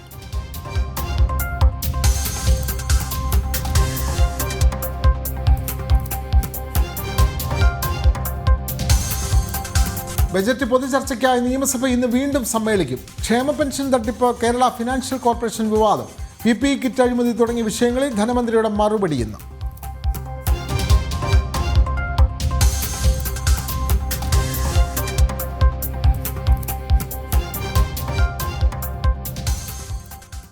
സംസ്ഥാനത്ത് വീണ്ടും പോലീസിന്റെ അതിക്രമം. ഏറ്റവും പ്രധാനപ്പെട്ട ഒരു വാർത്തയിലേക്ക് പോവുകയാണ്. അത് തലസ്ഥാന ജില്ലയിൽ നിന്ന് തന്നെയാണ്. സംസ്ഥാനത്ത് വീണ്ടും പോലീസ് അതിക്രമം. അമ്മയുടെ മുന്നിൽ വെച്ച് കുട്ടിയുടെ മുഖത്തിടിച്ച് പോലീസ് സബ് ഇൻസ്പെക്ടർ. തിരുവനന്തപുരം വെഞ്ഞാറമൂടാണ് സംഭവം. വാഹനം മോഷണം പോയത് പരാതിപ്പെട്ടതിനാണ് വീട്ടിലെത്തി പോലീസ് ക്രൂരത കാട്ടിയത്. വെഞ്ഞാറമൂട് പോലീസ് സ്റ്റേഷനിലാണ് പരാതി നൽകിയത്. എന്നാൽ വീട്ടിലെത്തി അതിക്രമം നടത്തിയത് നെടുമങ്ങാട് പോലീസാണ്. ജനം ബ്രേക്കിംഗ്. ആദ്യം ഇതുമായി ബന്ധപ്പെട്ട ബിനീഷ് ഈ ഇരകളോട് നടത്തിയ സംസാരത്തിൻ്റെ ആ പൂർണ്ണ സംപ്രേഷണം നമുക്ക് കാണാം ഇപ്പോൾ. സംസ്ഥാനത്ത് പോലീസ് അതിക്രമം തുടർക്കഥയാവുകയാണ്. ഒപ്പം സാധാരണക്കാരന്റെ നെഞ്ചിൽ കയറുന്ന പോലീസായി കേരള പോലീസ് മാറുന്നു. വാദിയെ പ്രതിയാക്കുന്ന കേരള പോലീസ്. അത്തരമൊരു സംഭവത്തിലേക്കാണ് നമ്മൾ കടക്കുന്നത്. ഇത് സ്ഥലം ചുള്ളാണ്, വെഞ്ഞാറമൂട് ചുള്ളാണ്. എന്താണ് നിങ്ങൾക്ക് സംഭവിച്ചത്? എനിക്ക് സംഭവിച്ചെന്ന് പറഞ്ഞാൽ 3-ാം തീയതി എൻ്റെ ഒരു വാഹനം ഇവിടുന്ന് മോഷണം പോയായിരുന്നു. അത് സംബന്ധമായ പരാതി 3-ാം തീയതി രാത്രി, ഞാൻ 9 മണിക്കറ വണ്ടിയില്ലാത്ത 3-ാം തീയതി രാത്രി തന്നെ വെഞ്ഞാറമൂട് സ്റ്റേഷൻ കൊണ്ട് പരാതി കൊടുത്തായിരുന്നു. പരാതി കൊടുത്ത് അവരന്വേഷിക്കാമെന്ന് പറഞ്ഞു. അതിനുശേഷം ഞാൻ പിറ്റേന്ന് CI ചെന്ന് കാണാൻ പറഞ്ഞായിരുന്നു. അപ്പോൾ എന്നോട് പറഞ്ഞു എന്തെങ്കിലും CCTV ഫുട്ടേജ് വല്ലതും ഉണ്ടെങ്കിൽ അതിവിടെ കളക്ട് ചെയ്തുകൊണ്ട് പോകണം എന്ന് പറഞ്ഞായിരുന്നു. അന്ന് ഞാനും എൻ്റെ വേണ്ടപ്പെട്ട ആൾക്കാരൊക്കെ പോയി. അന്ന് CI പോയി കാണാൻ പറ്റിയില്ല. അപ്പോൾ അന്ന് 4 മണിക്ക് ഇവിടെ വെഞ്ഞാറമൂട് സ്റ്റേഷനിൽ നിന്ന് 2 പോലീസുകാർ വന്നായിരുന്നു. അവർക്ക് വിവരങ്ങളൊക്കെ പറഞ്ഞു. മുകളിലൊരു വീട്ടിലെ CCTV ഫുട്ടേജ് അവരെടുക്കാമെന്ന് പറഞ്ഞു. അവരങ്ങ് പോയി. അങ്ങനെ ഞാൻ 9 മണിക്ക് ഉടനെ ഇവിടെ ഇരിക്കുമ്പം നെടുമങ്ങാട് സ്റ്റേഷനിൽ നിന്ന് ഒരു അനസ് എന്ന് പറയുന്ന സാർ എന്നെ വിളിച്ചിട്ട് എന്നോട് പറഞ്ഞു, നിങ്ങളെ വണ്ടി ഇതേപോലെ മോഷണം പോയിട്ടുണ്ടോ? ഞാൻ പറഞ്ഞു പോയിട്ടുണ്ട്. നിങ്ങളെ വണ്ടി കൊണ്ടുവന്ന് പുളിമൂട്ടിൽ നിന്ന് ഒരു വണ്ടി എടുത്തിട്ടുണ്ട്. അപ്പോൾ ഞങ്ങൾ അതിൻ്റെ അന്വേഷണത്തിലാണ്. നിങ്ങൾക്ക് അപ്പോൾ ഞാൻ പറഞ്ഞു ഇതേപോലെ CCTV ഫുട്ടേജൊക്കെ നോക്കിക്കൊണ്ടിരിക്കുന്നു. നെടുമങ്ങാട് സ്റ്റേഷനിൽ നിന്ന് പറഞ്ഞായിരുന്നു എന്ന് പറഞ്ഞു. അപ്പോൾ എന്തെങ്കിലും ഉണ്ടെങ്കിൽ എനിക്ക് വാട്സപ്പ് ചെയ്ത് തരണം, എൻ്റെ പേര് അനസ് എന്നാണെന്ന് പറഞ്ഞു. അത് കഴിഞ്ഞ് ഞങ്ങളൊരു 11 മണിക്കാരി എൻ്റെ മോൾക്ക് ഒരു ഡാൻസ് പ്രോഗ്രാം ഉണ്ടായിരുന്നു. അങ്ങനെ അവൾ വരാൻ വെയിറ്റ് ചെയ്ത് ഈ സിറ്റ് ഔട്ടിൽ ഇങ്ങനെ ഇരിക്കുകയാണ്. ഇരുന്ന സമയത്ത് മോൻ അവിടെ ഇരിക്കുന്നു, ഞാനിവിടെ ഇരിക്കുന്നു, വൈഫിൻ്റെ ഇപ്പുറത്തിരിക്കുന്നു. അപ്പോൾ ഈ വഴിയെ ഇങ്ങനെ 3 പേര് ഇങ്ങോട്ട് കയറി വരുന്നതാണ്. ഒരാൾ അവിടെ നിന്ന് ഓടിക്കൊണ്ടുവന്ന് സോപാനത്തിൽ കയറി ഷൗട്ട് ചെയ്തിട്ട് യൂണിഫോം ഒന്നുമില്ല അടിച്ച് നിൻ്റെ വണ്ടിയാണടാ മോഷണം പോയി, നിനക്ക് മോഷണത്തിൻ്റെ സംവിധാനം മൊത്തം നീ എന്നാടാ ചെയ്യുന്നതെന്നൊക്കെ ചോദിച്ച് ചൂടാവുന്ന സമയത്ത് ചീത്തയൊക്കെ വിളിച്ചുകൊണ്ടാണ് വരുന്നത്. അപ്പോൾ ഞാൻ നോക്കിയപ്പോൾ ബാക്കിൽ നിൽക്കുന്നുണ്ട് പോലീസുകാരാണ്. അപ്പോൾ ഇതെന്താണ് കേസ് എന്നറിയാം. ഞാൻ സാറിന് ആ രീതിയിലാണ് വിളിക്കുന്നത്, സാർ എന്താണ് പ്രശ്നം എന്നാണ് ഞാൻ ചോദിക്കുന്നത്. അപ്പോൾ എൻ്റെ മോനെ കണ്ടു, മോനെ ഇങ്ങനെ കുത്തിന് പിടിച്ച് എൻ്റെ റൂം ഓർഡറാന്ന് ചോദിച്ച്. അതിന് മുമ്പ് ഇദ്ദേഹം ആദ്യം വന്ന പോലീസുകാരൻ സിവിൽ ഡ്രസ്സിലായിരുന്നു, ഡ്രസ്സൊന്നുമില്ല.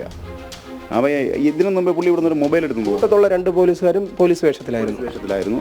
അവർ പുറത്ത് അവിടെ നിന്നേ ഉള്ളൂ. അവർ അവിടെ നിന്ന് ഇങ്ങോട്ട് ഒരു സ്റ്റെപ്പ് പോലും നീങ്ങിയിട്ടില്ല, വന്നിട്ടുമില്ല.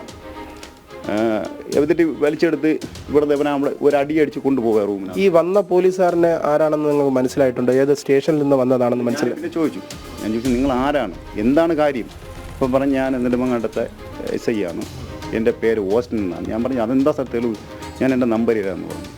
അങ്ങനെ പെട്ടെന്ന് വൈഫ് അകത്ത് പോയി ഒരു പേപ്പർ എടുത്തുകൊണ്ട് വന്നു, നമ്പർ എഴുതി. അതായത് ഇവിടെ വന്ന് ഈ പരാക്രമം കാണിച്ചിട്ട് രണ്ടാമത് പോകാൻ വയ്ക്കുന്ന സമയത്താണ് ഞാൻ ചോദിക്കുന്നത്. അപ്പോഴാണ് എൻ്റെ പരാക്രമം എന്താ നടത്തിയത് ഇവിടെ? പരാക്രമം എന്ന് പറഞ്ഞാൽ എൻ്റെ മോൻ മോഷണക്കാരനാണ്, കള്ളനാണ്. അമ്മയുടെ മുഖത്ത് നോക്കി എന്തൊക്കെയാണ് പറഞ്ഞ പോലീസ്?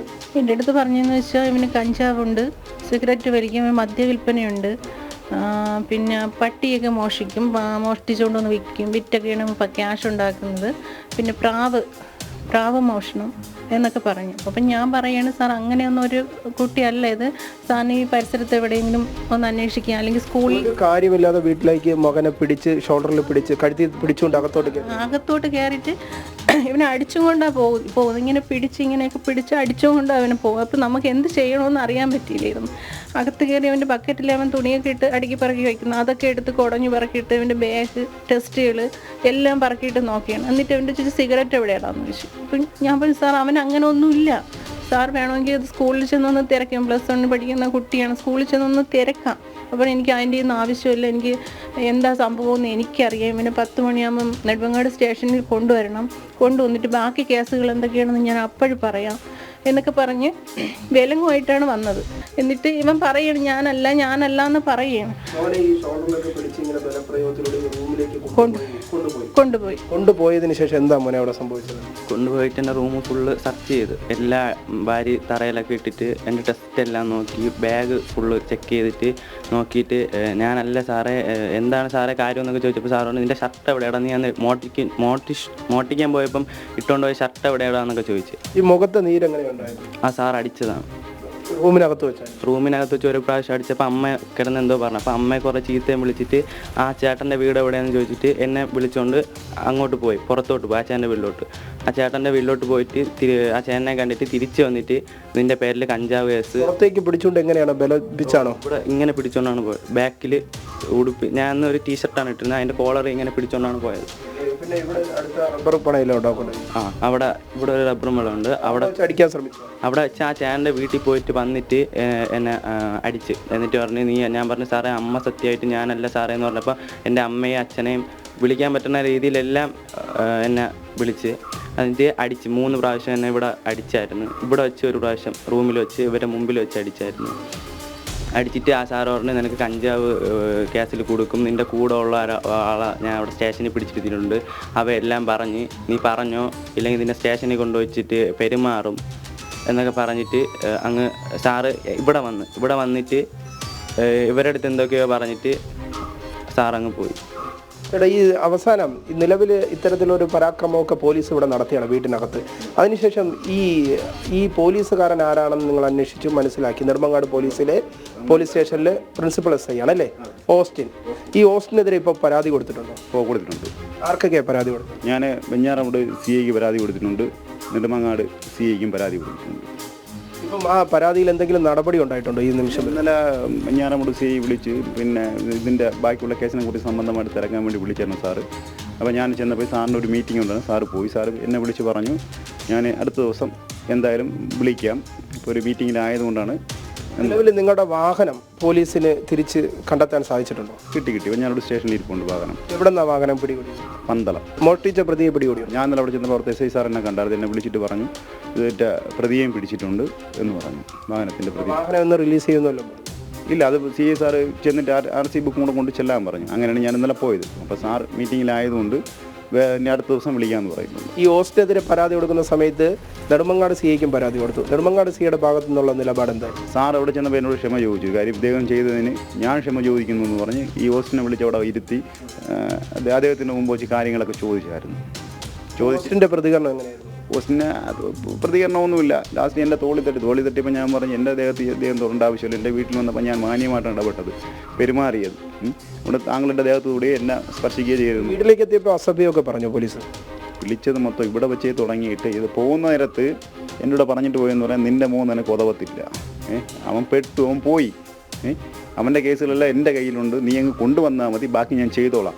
ഇത് പറഞ്ഞുകൊണ്ടാണ് പുള്ളി ഇവിടെ നിന്ന് പോകുന്നത്. അതിന് മുമ്പേ പുള്ളിയുടെ കൂടെ വന്ന പോലീസുകാർ ഇവിടെ ഇറങ്ങി റോഡിൽ പോയായിരുന്നു. എന്നിട്ട് പുള്ളി ഇവിടെ വന്നില്ല, ശപിക്കും കണക്ക് പറഞ്ഞിട്ട് പോവുക. അതായത് നിൻ്റെ മോൻ നിനക്ക് ഉതവത്തില്ല. നിലവിൽ പരാതി കൊടുത്തത് തന്നെ വിനയായി എന്ന് തോന്നി. എൻ്റെ പൊന്നു ചേട്ടാ, ഇത് ജീവിതത്തിൽ ഇതാദ്യമായിട്ടാണ് ഞാനൊരു വാഹനം പോയതിന് പരാതി കൊടുത്തതിനകത്ത് ഞാൻ അനുഭവിക്കാൻ എൻ്റെ കുടുംബം ഇന്ന് എത്ര ദിവസമായെന്നറിയാം. ഒരു നേരത്തെ ആഹാരം വെച്ച് കഴിക്കാൻ പറ്റാത്തൊരു കണ്ടീഷനിലാണ് ഈ കൊച്ചിക്ക് എന്ന് പറഞ്ഞാൽ. അവൻ എന്താണ് പറയുന്നതെന്ന് ചില സമയത്ത് ഇപ്പോഴാണൊന്ന് നോർമലായി കിട്ടിയത്. കാര്യങ്ങളൊക്കെ പറഞ്ഞു. ഞാൻ ഒരു സാർ എന്തെങ്കിലും അവൻ തെറ്റുണ്ടെങ്കിൽ നമുക്ക് സാറ് പറയണം. സാർ ഇങ്ങനെ കിടന്ന് ഈ അലറി വിളിച്ച് ഈ ഉപദ്രവിക്കാതെ സാറ് പറയണം. അത് കേൾക്കാൻ ഞാൻ തയ്യാറാണ്, കുഴപ്പമില്ല. അപ്പം പറഞ്ഞത് നിൻ്റെ മോനെയൊക്കെ വളർത്തുന്നത് എന്തിനടാ ഇങ്ങനെ മക്കളെ വളർത്തുന്നേ? ഇതാണ് പുള്ളി ചോദിക്കുന്നത്. അമ്മയ്ക്ക് എന്താ തോന്നുന്നത് ഇപ്പോഴത്തെ കേരള പോലീസിൻ്റെ ഒരു നിലപാടിൽ? എനിക്ക് തോന്നുന്നത് വെച്ചാൽ നമ്മളെപ്പോലുള്ള ഒരു മനുഷ്യരെ ഒരു പരാതി കൊണ്ട് കൊടുത്തിട്ട് നമ്മളെ രക്ഷകരായിട്ട് അവർ മാറുമെന്നാണ് നമ്മളെ വിശ്വാസം. പക്ഷേ ഇപ്പം എനിക്ക് തോന്നുന്നത് വെച്ചാൽ ഇവരൊന്നും നമുക്ക് ഒന്നുമല്ല. കാരണം നമ്മളെ സംരക്ഷിക്കേണ്ടവർ തന്നെ നമ്മളെ ശിക്ഷിക്കുകയാണ്. എനിക്ക് പറയാനുള്ളതെന്ന് വെച്ചാൽ നമ്മളെ ഈ അവസ്ഥ ഇനി ഒരു കുടുംബത്തിനും ഉണ്ടാവരുത്. കാരണം എന്തെങ്കിലും കൺഫേം ചെയ്തിട്ട് മാത്രമേ ഇങ്ങനെ ഒരു ഇതിലേക്ക് പോവാവൂ എന്നാണ് എനിക്ക് കേരള പോലീസിനോട് എനിക്ക് പറയാനുള്ളത്. എൻ്റെ അഭ്യർത്ഥനയാണ്. കാരണം എൻ്റെ കൊച്ചെന്ന് പറഞ്ഞാൽ അവൻ ആത്മഹത്യ ചെയ്യുമെന്നും പറഞ്ഞ് നിൽക്കുന്നു. അവൻ സ്കൂളിൽ പോകുന്നില്ല, മാനസികമായിട്ട് അവൻ തളർന്നിരിക്കുകയാണ്. അവൻ ഇനി പോകുന്നില്ല എന്ന് പറഞ്ഞു. ഞാൻ എന്തിനമ്മ ജീവിക്കുന്നത്, ഞാൻ ഇത്രയും നന്നായിട്ട് ജീവിച്ചിട്ട് എന്തമ്മ കാര്യം എന്ന് പറയണം. ഒരു കുടുംബം വിങ്ങിപ്പൊട്ടുകയാണ് ഒരു പരാതി നൽകിയതിൽ, ഒരു ബൈക്ക് മോഷണം പോയതിലെ പരാതിയിൽ. ആ പരാതി പോലീസ് സ്റ്റേഷനിലേക്ക് എത്തുമ്പോൾ വാദിയെ പ്രതിയാക്കുന്ന പോലീസാണ് നമുക്ക് കാണാൻ സാധിക്കുന്നത്. ആ ദുരനുഭവം അത് ഒരിക്കലും ഒരു കുടുംബത്തിനും താങ്ങാൻ കഴിയുന്നതല്ല. ക്യാമറാമാൻ നിതിനൊപ്പം വി വിനീഷ്, ജനം, തിരുവനന്തപുരം. ഈ ഞെട്ടിക്കുന്ന വാർത്തയുടെ വിവരങ്ങൾ നൽകാൻ ബിനീഷ് നമ്മോടൊപ്പം ചേരുന്നുണ്ട്. ബിനീഷ്, ഒരു വാഹനം മോഷണം പോയതിന് പരാതി നൽകിയതിന് ആ കുടുംബം ഒന്നാകെ അനുഭവിക്കുകയാണ്. ആ +1 വിദ്യാർത്ഥിയോട് പോലീസ് കാണിച്ച ഒരു ക്രൂരത അത് പറഞ്ഞറിയിക്കാവുന്നതിനും അപ്പുറമാണ്. ആ കുഞ്ഞു മനസ്സ് എത്രത്തോളം വേദനിച്ചു എന്നത് ആ വീട്ടുകാരുടെയും ആ കുട്ടിയുടെയും വാക്കുകളിൽ നിന്നൊക്കെ വളരെ വ്യക്തമാണ്. എന്താണ് യഥാർത്ഥത്തിൽ അവിടെ സംഭവിച്ചത്?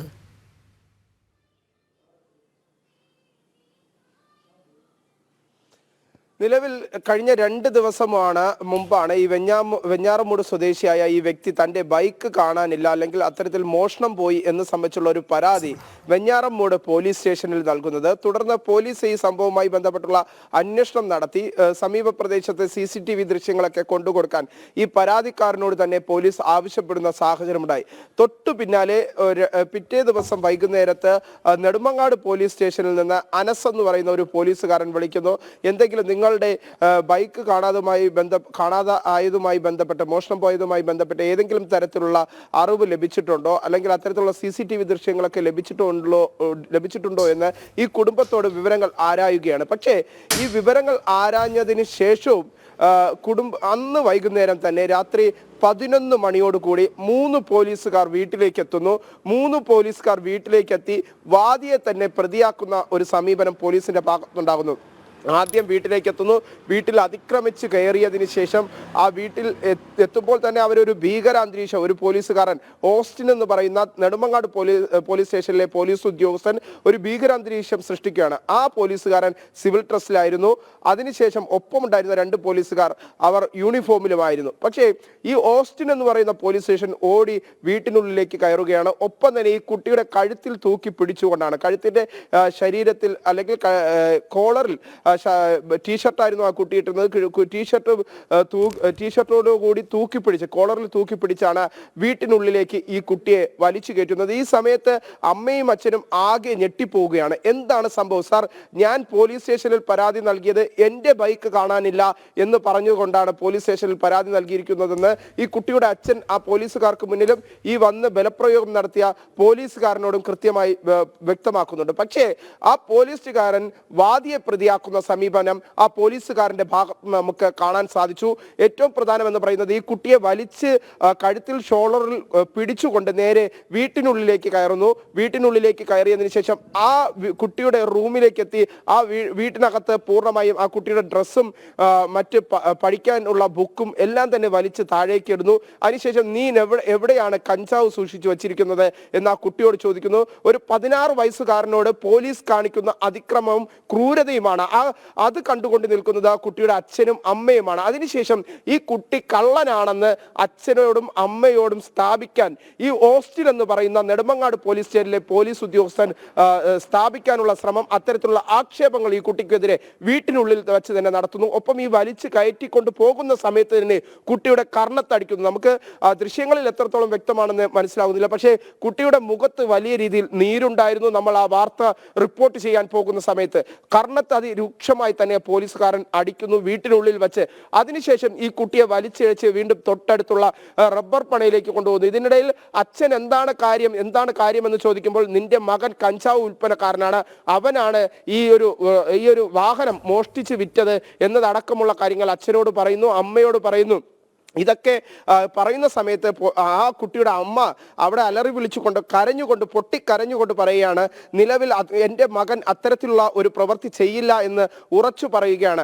നിലവിൽ മോഷണം പോയത് ഞങ്ങളുടെ വണ്ടിയാണ് എന്നതാണ് അമ്മയും അച്ഛനും ഒരുമിച്ച് പറയുന്നത്. പക്ഷെ ഇതൊന്നും മുഖവിലേക്ക് എടുക്കാൻ ഈ ഓസ്റ്റിൻ എന്ന് പറയുന്ന നെടുമങ്ങാട് പോലീസ് സ്റ്റേഷനിൽ നിന്നെത്തിയ പോലീസ് ഉദ്യോഗസ്ഥൻ തയ്യാറാകാത്ത സാഹചര്യമാണ് ഉണ്ടായിരുന്നത്. അതിനുശേഷം ഈ കുട്ടിയെ ബലപ്രയോഗത്തിലൂടെ വലിച്ചിഴച്ച് തൊട്ടടുത്ത റബ്ബർ പണയിലേക്ക് എത്തുന്നു. അവിടെയും വെച്ച് ഈ കുട്ടിയെ മർദ്ദിക്കുന്നു. ആ സമയത്ത് എന്തിനാണ് സാർ എൻ്റെ മകനെ അടിക്കുന്നതെന്ന് ഈ അച്ഛൻ ചോദ്യം ഉയർത്തുമ്പോഴും നീ മാറി നിൽക്കട, വളരെ അസഭ്യം ഉള്ള പദങ്ങൾ പ്രയോഗം നടത്തിക്കൊണ്ട് അമ്മയെയും അച്ഛനെയും മാറ്റി നിർത്തുന്ന പോലീസുകാരനെയാണ് പിന്നെ കാണാൻ സാധിച്ചത്. എന്തായാലും അതിക്രൂരമായ ഒരു പോലീസ് പീഡനം പ്രത്യക്ഷത്തിൽ ആ വീട്ടിനുള്ളിൽ നടന്നിരിക്കുന്നു എന്നത് വ്യക്തമാണ്. കാരണം ആ വീട്ടിനുള്ളിലേക്ക് പോലീസ് കയറിയതിനു ശേഷം വളരെ മോശമായി അമ്മയോടും ആ കുട്ടിയുടെ അച്ഛനോടൊക്കെ പെരുമാറുന്നു. അമ്മയെ മുഖത്തു നോക്കി തെറി വിളിക്കുന്നു. നിന്റെ മകനെ ഇങ്ങനെയാണോ വളർത്തുന്നത് എന്ന ചോദ്യം ഉന്നയിക്കുന്നു. കുട്ടി കഞ്ചാവ് വിൽപ്പനക്കാരനാണ്. പോലീസിന്റെ അതിക്രമം തന്നെയാണ് ഈ വിഷയത്തിൽ ഉണ്ടായിട്ടുള്ളത്. വിനീഷാണ് വിവരങ്ങൾ റിപ്പോർട്ട് ചെയ്യുന്നത്. എന്തായാലും ബാലാവകാശ കമ്മീഷൻ അടക്കം മനുഷ്യാവകാശ കമ്മീഷൻ അടക്കം വലിയൊരു വിഷയം,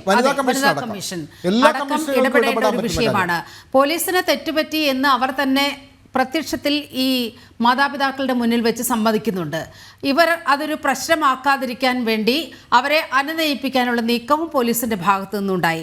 പക്ഷേ ഈ കണ്ണില്ലാത്ത ക്രൂരതയ്ക്ക് വളരെ കൃത്യമായ നടപടി ഉണ്ടായേ തീരൂ. ഇപ്പോൾ വന്ന വളരെ പ്രധാനപ്പെട്ട ഒരു വാർത്തയിലേക്കാണ് ഇനി പുത്തൻപുലരി പോകുന്നത്. 9 വയസ്സുകാരിയെ വാഹനമിടിപ്പിച്ച് കോമയിലാക്കിയ സംഭവത്തിൽ പ്രതി ഷെജിൽ പിടിയിൽ. കോയമ്പത്തൂർ വിമാനത്താവളത്തിൽ നിന്നാണ് പ്രതിയെ പിടികൂടിയത്.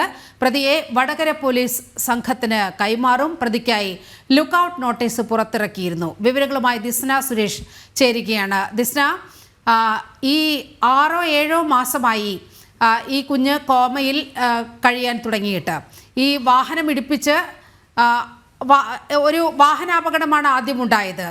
അതിൽ അമ്മൂമ്മ മരിക്കുന്നു, ഈ കുഞ്ഞ് കോമയിൽ ആകുന്നു. വളരെ ദുഃഖകരമായ ഒരു അന്തരീക്ഷം, വളരെ ദുരിതത്തിലായ ഒരു ജീവിത സാഹചര്യം എല്ലാം പലതവണ മാധ്യമങ്ങളിൽ വന്നതാണ്. ഒടുവിൽ ഈ പ്രതി ഷിജിൽ പിടിയിലായിരിക്കുകയാണ്. വിവരങ്ങൾ എന്തെല്ലാമാണ് ഇപ്പോൾ?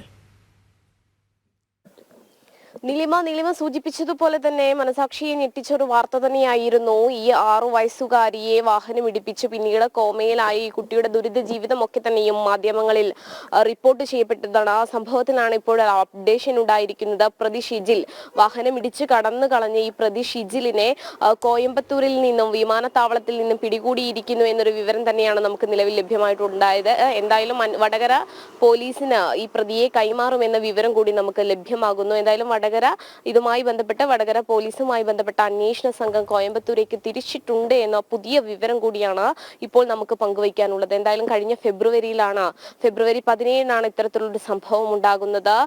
കൊച്ചുമകളും പേരക്കുട്ടിയും മുത്തശ്ശിയും കൂടി നടന്നു പോകുമ്പോൾ ഇത്തരത്തിൽ വാഹനം ഇടിക്കുകയും തൽക്ഷണം തന്നെ ഈ മുത്തശ്ശി മരിച്ചു പോകുന്ന സംഭവം ഉണ്ടായിരുന്നു. പിന്നീട് ഈ 6 വയസ്സുകാരി മെഡിക്കൽ കോളേജിൽ എത്തുന്നു, ചികിത്സിക്കുന്നു. പിന്നീട് കോമയിലാവുന്ന ഒരു അവസ്ഥയിലേക്ക് ഈ കുട്ടി മാറുകയായിരുന്നു. എന്തായാലും ഈ കുട്ടിയുടെയും കുടുംബത്തിന്റെയും ദുരിത ജീവിതം നമ്മൾ ഉൾപ്പെടെയുള്ള മാധ്യമങ്ങൾ റിപ്പോർട്ട് ചെയ്തിരുന്നു.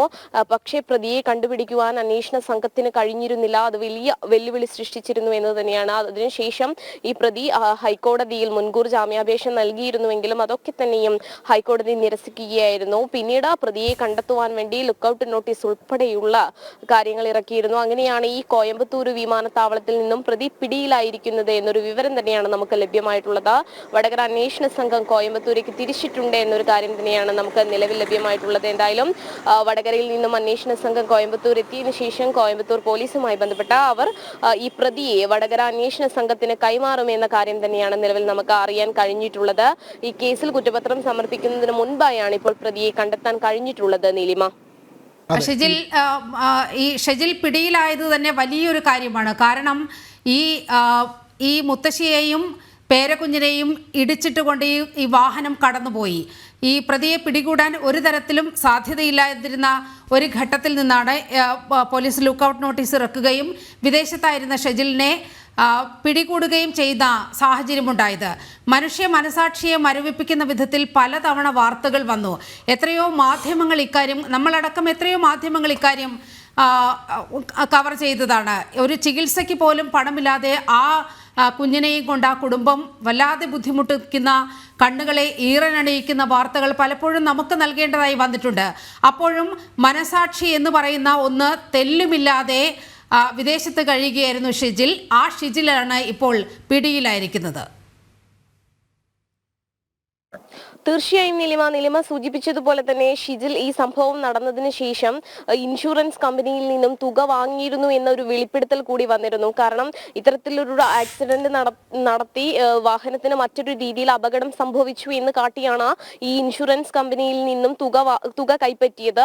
അതും വലിയൊരു വാർത്തയായി മാധ്യമങ്ങൾ നൽകിയിരുന്നതും നമ്മൾ കണ്ടതാണ്. നേരത്തെ നിലിമ സൂചിപ്പിച്ചതുപോലെ തന്നെ ആരുടെയും കണ്ണ് ഈറനടിയിക്കുന്നതായിരുന്നു ആ കുട്ടിയുടെ ദൃശ്യങ്ങൾ എന്ന് പറയുന്നത്. സാധാരണ നിർധന കുടുംബത്തിലെ ഒരു കുട്ടിയായിരുന്നു. ആ കുട്ടി കോമയിലായ ഒരു അവസ്ഥ. കുടുംബം പറയുന്നത് കുട്ടിയെ വിദഗ്ധ ചികിത്സയ്ക്കായി കൊണ്ടുപോകണമെന്ന് അവർക്ക് ആഗ്രഹമുണ്ടായിരുന്നു. ബാംഗ്ലൂരിലേക്ക് അടക്കം ഈ കുട്ടിയെ കൊണ്ടുപോകാനുള്ള പദ്ധതികളൊക്കെ തന്നെയും കുടുംബം ആലോചിച്ചു വരുന്ന ഒരു സാഹചര്യമായിരുന്നു. പക്ഷെ അവർക്ക് സാമ്പത്തികമായി വളരെയധികം ബുദ്ധിമുട്ട് അനുഭവിക്കുന്ന ഒരു കുടുംബം. നമുക്കറിയാം, മുത്തശ്ശി ഉണ്ടായിരുന്നു. ആ മുത്തശ്ശിയുടെ അല്ലെങ്കിൽ മുത്തശ്ശി ഇത്തരത്തിൽ ജോലിക്ക് പോയി കുടുംബം പുലർത്തുന്ന ഒരു സാഹചര്യമൊക്കെ ഉണ്ടായിരുന്നു. അങ്ങനെയാണ് ഈ മുത്തശ്ശിയും പേരക്കുട്ടിയും സഞ്ചരിക്കുന്ന സമയത്ത് ഈ വാഹനം ഇടിക്കുകയും ഈ വാഹനം ഇടിച്ച പ്രതി കടന്നു കളയുകയും ചെയ്യുന്ന ഒരു സാഹചര്യം ഉണ്ടായത്. CCTV ദൃശ്യങ്ങൾ ഉൾപ്പെടെ പരിശോധിച്ചിട്ടും ഈ വാഹനത്തെയോ അല്ലെങ്കിൽ വാഹനത്തിലിരുന്ന പ്രതിയോ ഒന്നും തന്നെ ആദ്യഘട്ടത്തിൽ പോലീസിന് കണ്ടെത്താൻ കഴിഞ്ഞില്ല. പിന്നീട് നിരന്തരമായി നടന്ന അന്വേഷണത്തിലൂടെ കോടതിയൊക്കെ നേരിട്ട് ഈ കേസിൽ ഇടപെട്ടതൊക്കെ നമ്മൾ കണ്ടതാണ്. നിരന്തരമായ അന്വേഷണത്തിലൂടെയാണ് ഈ വാഹന ഉടമയെ തിരിച്ചറിയുന്നത്. പിന്നീട് വാഹനം ഉടമയെ കണ്ടെത്തുവാനുള്ള ഒരു പരിശ്രമത്തിലേക്ക് തന്നെയായിരുന്നു പോലീസ് എത്തിയിരുന്നത്. നമുക്ക് അറിയാൻ സാധിച്ചത് ലുക്കൌട്ട് നോട്ടീസ് ഒക്കെ തന്നെയും ഈ സംഭവവുമായി ബന്ധപ്പെട്ട് ഇറക്കിയിരുന്നു. ഒടുവിൽ ഇതാ ഈ പ്രതി കോയമ്പത്തൂർ വിമാനത്താവളത്തിൽ നിന്നും പ്രതിയെ പിടികൂടിയിരിക്കുന്നു. വടകര അന്വേഷണ സംഘം ഇപ്പോൾ കോയമ്പത്തൂരേക്ക് തിരിച്ചിരിക്കുന്നു എന്നൊരു വിവരം കൂടിയാണ് നിലവിൽ നമുക്ക് ലഭ്യമായിട്ടുള്ളത്. എന്തായാലും വടകര പോലീസ് അവിടെ എത്തിയതിനു ശേഷം ഈ പ്രതിയെ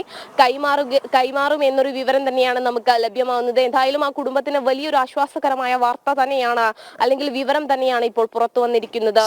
തീർച്ചയായും 6ാം ക്ലാസ്സിൽ പഠിക്കുന്ന ഒരു പെൺകുട്ടി, 9 വയസ്സ് മാത്രമുള്ള ഒരു പെൺകുട്ടിയാണ്. അത് അബോധാവസ്ഥയിലാണ് ഇപ്പോഴും. ആ വാഹനം ഇടിച്ച പ്രതിയാണ് ഇപ്പോൾ പിടികൂടിയിരിക്കുന്നത്. വടകരയിലേക്ക് കൊണ്ടുവന്ന് കൂടുതൽ ചോദ്യം ചെയ്യുമ്പോൾ കാര്യങ്ങൾ കൂടുതൽ വ്യക്തമാകും. ഇനി നമുക്ക് മറ്റൊരു വാർത്തയിലേക്ക്.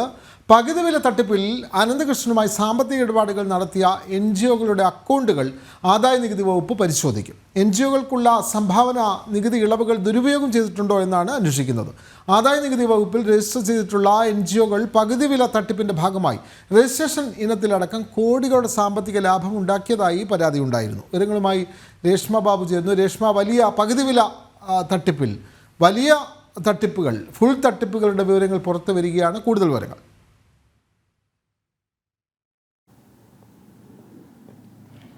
വിനോദ്, ജീവകാരുണ്യ പ്രവർത്തനങ്ങൾ അതോടൊപ്പം തന്നെ സന്നദ്ധ സേവനങ്ങൾ ഇവ പ്രോത്സാഹിപ്പിക്കുന്നതിന് വേണ്ടിയിട്ട് ആദായ നികുതി വകുപ്പ് ഇളവുകൾ നൽകാറുണ്ട്. NGOകൾക്ക് ഇളവുകൾ നൽകുന്നത് സംഭാവന നികുതികൾ എന്നുള്ള രീതിയിലാണ്. ഇതുമായി ബന്ധപ്പെട്ട് അതായത് ഇത്തരത്തിലുള്ള ഇളവുകൾ അനന്തകൃഷ്ണന്റെ നേതൃത്വത്തിലുള്ള സംഘം നേടിയിട്ടുണ്ടോ എന്നുള്ളതാണ് ആദായ നികുതി വകുപ്പ് പ്രധാനമായിട്ടും പരിശോധിക്കുന്നത്. അനന്തകൃഷ്ണൻ ഇത്തരത്തിൽ സാമ്പത്തിക സമാഹരണം ഈ സ്കൂട്ടർ അതായത് ഇരുചക്ര വാഹന അത് പാതി വിലയ്ക്ക് നൽകുന്ന പദ്ധതിയുമായി ബന്ധപ്പെട്ട് നേടിയെടുത്തിട്ടുണ്ടോ എന്നുള്ളതാണ് വകുപ്പിന്റെ പ്രധാനമായിട്ടുള്ള അന്വേഷണത്തിൽ ഉള്ളത്. അതോടൊപ്പം തന്നെ ഈ NGOകൾ ഏതൊക്കെ NGOകളാണ് ഇതുമായി ബന്ധപ്പെട്ട് അനന്തകൃഷ്ണനുമായിട്ട് സഹകരിച്ചിട്ടുള്ളത്, അവരുടെ അക്കൗണ്ട് വിവരങ്ങൾ, അതോടൊപ്പം തന്നെ ഈ അവരുടെ പണസ്രോതസ് അതായത് എവിടെ നിന്നൊക്കെ തന്നെ ഈ NGOകൾക്ക് പണം എത്തിയിട്ടുണ്ട്, ഇതടക്കമുള്ള കാര്യങ്ങളിലേക്കും ആദായ നികുതി വകുപ്പിന്റെ അന്വേഷണം നീളുന്നുണ്ട്. ഈ ഇടുക്കി ഭാഗം അതായത് ഇടുക്കി കുടയത്തൂർ കേന്ദ്രമാക്കി പ്രവർത്തിച്ച NGO അതിലൂടെയാണ് ഈ അനന്തകൃഷ്ണൻ ഈ പാതിവില തട്ടിപ്പ് അത് തുടങ്ങുന്നത്. പല NGOകളും അനന്തകൃഷ്ണന്റെ ഈ പാതിവില തട്ടിപ്പുമായി ബന്ധപ്പെട്ട് അതിന്റെ ഭാഗമായിട്ടുണ്ട്. ഈ NGOകളെ കേന്ദ്രീകരിച്ചുള്ള അന്വേഷണത്തിലേക്കാണ് ആദായ നികുതി വകുപ്പ് കടന്നിരിക്കുന്നത്. ഇളവുകൾ ദുരുപയോഗം ചെയ്തിട്ടുണ്ടോ എന്നുള്ളതാണ് പ്രധാനമായിട്ടും പരിശോധനാ വിഷയമാകുന്നത്. എന്തായാലും ഈ ആദായ നികുതി വകുപ്പ് നൽകിയിട്ടുള്ള സംഭാവന നികുതി ഇളവുകൾ അത് ദുരുപയോഗപ്പെടുത്തി എന്നുള്ള പ്രാഥമിക നിഗമനത്തിൽ തന്നെയാണ് വകുപ്പ് ഉദ്യോഗസ്ഥർ ഉള്ളത്. അതുകൊണ്ട് തന്നെ ഇതുമായി ബന്ധപ്പെട്ട് വിശദമായിട്ടുള്ള അന്വേഷണം ഇക്കാര്യത്തിൽ വേണമെന്നും അവർ സൂചനകൾ നൽകുന്നുണ്ട്. എന്തായാലും കേന്ദ്ര പദ്ധതികൾ എന്നുള്ള വിശ്വാസ്യത നേടിയെടുത്തിക്കൊണ്ടായിരുന്നു പലപ്പോഴും ഈ തട്ടിപ്പിന് അനന്തകൃഷ്ണൻ നേതൃത്വം നൽകിയത്. അതുകൊണ്ട് തന്നെ കൃത്യമായിട്ട് ഈ NGOകൾ ഏതൊക്കെ വിധത്തിൽ സഹകരിച്ചു, NGOകളുടെ കേന്ദ്രം എവിടെയാണ്, അതോടൊപ്പം തന്നെ ഏതൊക്കെ വ്യക്തികൾ ഇതുമായി ബന്ധപ്പെട്ട് സഹകരിച്ചിട്ടുണ്ട്, ഇതടക്കമുള്ള കാര്യങ്ങളിലേക്കും ആദായ നികുതി വകുപ്പ് കടക്കുന്നുണ്ട്. എന്തായാലും നികുതി ഇളവുകൾ അനന്തകൃഷ്ണന്റെ നേതൃത്വത്തിലുള്ള സംഘം നേടിയെടുത്തിട്ടുണ്ടോ എന്നുള്ളതാണ് പ്രധാനമായിട്ടും വകുപ്പ് അധികൃതർ വീക്ഷിക്കുന്നത്. എന്തായാലും പ്രാഥമികമായിട്ടുള്ള അന്വേഷണത്തിലേക്ക് എൻഫോഴ്സ്മെന്റ് ഡയറക്ടറേറ്റും ഈ വിഷയത്തിൽ കടന്നിട്ടുണ്ട്. അതിനിടയിൽ തന്നെയാണ് ആദായ നികുതി വകുപ്പിന്റെ നേതൃത്വത്തിലുള്ള സംഘവും നിലവിൽ അന്വേഷണം നടത്തിക്കൊണ്ടിരിക്കുന്നത്. വിനോദ്, അതായത് ഈ പകുതി വില തട്ടിപ്പ് വലിയ തലത്തിലേക്ക് നീങ്ങുകയാണ്. അതിൻ്റെ അന്വേഷണമൊക്കെ വലിയ തലത്തിലേക്ക് നീങ്ങുന്നു. ആദായ നികുതി വകുപ്പ് ഏറ്റവും ഒടുവിൽ അന്വേഷിക്കുന്നു എന്ന വളരെ സുപ്രധാനമായ വിവരമാണ് രേഷ്മ പങ്കുവച്ചത്. ഒപ്പം തന്നെ ഇതിൻ്റെ ഒരു അന്വേഷണ സംഘം രൂപീകരിക്കാനുള്ള നീക്കത്തിലാണ് സംസ്ഥാന സർക്കാർ ഉള്ളത്. പകുതി വില തട്ടിപ്പ് അന്വേഷിക്കാനുള്ള ക്രൈംബ്രാഞ്ച് സംഘത്തെ ഇന്ന് പ്രഖ്യാപിച്ചേക്കുമെന്ന വാർത്ത ഈ ഘട്ടത്തിൽ വരികയാണ്. IG റാങ്കിലുള്ള ഉദ്യോഗസ്ഥൻ അന്വേഷണ സംഘത്തിന് നേതൃത്വം നൽകും. ക്രൈംബ്രാഞ്ച് മേധാവി വിളിച്ച യോഗത്തിലാണ് പ്രത്യേക സംഘം രൂപീകരിക്കാൻ തീരുമാനിച്ചത്. വിവരങ്ങളുമായി വിനീഷ് തിരുവനന്തപുരത്ത് നിന്നും ചേരുന്നുണ്ട്. വിനീഷ്, ഈ ക്രൈംബ്രാഞ്ചിന്റെ അന്വേഷണ സംഘത്തെയാണ് ഇന്ന് പ്രഖ്യാപിക്കാൻ പോകുന്നത്. വലിയ തട്ടിപ്പ് എല്ലാ ജില്ലകളിലും വലിയ തട്ടിപ്പ് നടന്നൊരു സംഭവമാണ് ഇത്. അതുകൊണ്ട് തന്നെ വളരെ കൃത്യമായ സംഘത്തെ അന്വേഷണ ചുമതല ഏൽപ്പിക്കാനാണ് ഉദ്ദേശിക്കുന്നത്. വിവരങ്ങൾ എന്തെല്ലാമാണ്?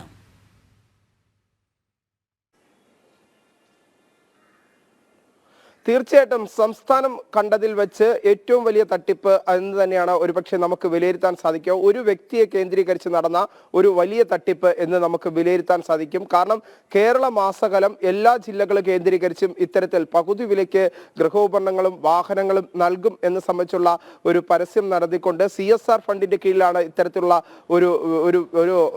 ഇത്തരത്തിൽ ഉപകരണങ്ങൾ നൽകുന്നത് എന്ന് ജനങ്ങളെ പറഞ്ഞ് കബളിപ്പിച്ചുള്ള വലിയ തട്ടിപ്പ് തന്നെയാണ് സംസ്ഥാനത്ത് നടന്നിരിക്കുന്നത്. ഈ തട്ടിപ്പിന്റെ ആഴം കൂടുതൽ അന്വേഷണത്തിലേക്ക് പോലീസ് കടക്കുന്നതോടും കൂടി കൂടുതൽ ആഴത്തിലേക്ക് കേസന്വേഷണം മുന്നോട്ട് പോകുന്ന സാഹചര്യം തന്നെയാണ് ഉള്ളത് എന്നാണ് നമുക്ക് മനസ്സിലാക്കാൻ സാധിക്കുന്നത്. ഈ ഘട്ടത്തിലാണ് കേസന്വേഷണം ആദ്യഘട്ടത്തിൽ ക്രൈംബ്രാഞ്ചിനെ ഏൽപ്പിക്കണമെന്ന ഒരു നിർദ്ദേശം പോലീസിന്റെ ഉന്നത തലത്തിൽ നിന്ന് തന്നെ ഉണ്ടായി. ആ ക്രൈംബ്രാഞ്ച് അന്വേഷണവും അനിശ്ചിതത്വത്തിലാകുന്ന സാഹചര്യമായിരുന്നു കഴിഞ്ഞ ദിവസം വരെ നമുക്ക് മനസ്സിലാക്കാൻ സാധിച്ചത്. പക്ഷേ നിലവിൽ ക്രൈംബ്രാഞ്ചിന്റെ തന്നെ സാമ്പത്തിക കുറ്റാന്വേഷണ വിഭാഗം ഈ കേസ് അന്വേഷിക്കും എന്നാണ് നമുക്കിപ്പോൾ മനസ്സിലാക്കാൻ സാധിക്കുന്നത്. DIG റാങ്കിൽ കുറയാത്ത ഒരു ഉദ്യോഗസ്ഥരെ വെച്ച് കേസ് അന്വേഷിക്കാനുള്ള നീക്കം തന്നെയാണ് സംസ്ഥാന സർക്കാർ നടത്തുന്നത്. ഇതിന്റെ ഭാഗമായി പോലീസിനുള്ളിൽ തന്നെ ഏത് തരത്തിൽ ഇത് അന്വേഷിക്കണം, ക്രൈംബ്രാഞ്ചിന്റെ സാമ്പത്തിക കുറ്റാന്വേഷണ വിഭാഗം അന്വേഷിക്കുന്ന ഘട്ടത്തിനോടൊപ്പം തന്നെ പോലീസ് അന്വേഷണവും നടത്തണമോ എന്ന കാര്യത്തിലും ഒരു അന്തിമമായ തീരുമാനം ഇന്നത്തെ പോലീസിന്റെ നേതൃത്വത്തിൽ ചേരുന്ന യോഗത്തിൽ ഉണ്ടാകും എന്ന് തന്നെയാണ് നമുക്ക് മനസ്സിലാക്കാൻ സാധിക്കുന്നത്. എന്തായിരുന്നാലും ഈ ഒരു കേസുമായി ബന്ധപ്പെട്ട് കൃത്യമായ ഒരു അന്വേഷണത്തിലേക്ക് സംസ്ഥാന സർക്കാർ കടക്കുന്നു എന്നത് തന്നെയാണ് ഏറ്റവും പ്രധാനപ്പെട്ട കാര്യം. പല ജില്ലകളിലായി പല സ്ഥലങ്ങൾ കേന്ദ്രീകരിച്ച് പല പോലീസ് സ്റ്റേഷൻ പരിധികളിലാണ് ഇപ്പോൾ നിലവിൽ ഈ കേസ് നിലനിൽക്കുന്നത്. പല ജില്ലകളിൽ പല സ്ഥലങ്ങളിലായി ഇപ്പോൾ പരാതിക്കാർ പലയിടങ്ങളിൽ പരാതി നൽകിയിരിക്കുന്നു. ഇതിനെയെല്ലാം ഒരുമിച്ച് ക്രോഡീകരിച്ചുകൊണ്ട് ഒരു ഒറ്റ രീതിയിൽ ഒരു അന്വേഷണം നടത്താനാണ് ഇപ്പോൾ സർക്കാർ തീരുമാനിച്ചിരിക്കുന്നത്. ഇതിന്റെ അടിസ്ഥാനത്തിൽ തന്നെയാണ് കൂടുതൽ അന്വേഷണത്തിലേക്ക് സംസ്ഥാന സർക്കാർ കടക്കുന്നത്. ഇതിന്റെ ഭാഗമായി ക്രൈംബ്രാഞ്ചിന്റെ തന്നെ ഏറ്റവും പ്രധാനം എന്ന് നമുക്ക് പറയാൻ സാധിക്കുന്നത് ക്രൈംബ്രാഞ്ചിന്റെ നിലവിൽ സാമ്പത്തിക കുറ്റാന്വേഷണ വിഭാഗമായിരിക്കും ഈ കേസ് അന്വേഷിക്കുക എന്നാണ് അറിയാൻ സാധിക്കുന്നത്. അതിലുള്ള അന്തിമമായ ഒരു തീരുമാനം ഇന്നുണ്ടാകുമെന്നും മനസ്സിലാക്കാൻ സാധിക്കുന്നു. വിനീഷ്, അതേപോലെ തന്നെ ഒരു പ്രധാനപ്പെട്ട കാര്യം, തിരുവനന്തപുരം ആയതുകൊണ്ട് മറ്റു ചില വാർത്തകൾ പ്രചരിക്കുന്നു. മാധ്യമപ്രവർത്തകരെ കബളിപ്പിക്കാനും ഈ അനന്തകൃഷ്ണൻ ഒരു ശ്രമം നടത്തി. തിരുവനന്തപുരം പ്രസ് ക്ലബ്ബുമായി ബന്ധപ്പെട്ട ഇത്തരത്തിൽ സ്കൂട്ടർ വിതരണത്തിന് ഒരു ശ്രമമൊക്കെ നടത്തിയിരുന്നു. പക്ഷേ അത് മാധ്യമപ്രവർത്തകരുടെ സംഘടന, പ്രത്യേകിച്ചും പ്രസ് ക്ലബ്ബ് അത് കൃത്യമായി തിരിച്ചറിയുകയും ₹1 പോലും മാധ്യമപ്രവർത്തകർക്ക് നഷ്ടപ്പെടാതെ അതിൽ നിന്നും വിദഗ്ധമായി തലയൂരുകയും ചെയ്തു. പക്ഷേ എന്നിട്ടും ഈ തട്ടിപ്പിൻ്റെ ഭാഗമായി പ്രസ് ക്ലബ്ബിനെയും അന്വേഷണ വിധേയമാക്കുന്നു എന്നുള്ള വാർത്തകൾ, വ്യാജ വാർത്തകളൊക്കെ പ്രചരിക്കുന്നു. ഈ പ്രസ് ക്ലബ്ബിനെ ഏത് തരത്തിലാണ് ഇവർ കബളിപ്പിക്കാൻ ശ്രമിച്ചത്? അത് പ്രാഥമിക ഘട്ടത്തിൽ തന്നെ പ്രസ് ക്ലബ്ബ് എങ്ങനെയാണ് തിരിച്ചറിഞ്ഞത്? അത്തരം കാര്യങ്ങൾ കൂടി വളരെ പെട്ടെന്ന് വിനീഷ്.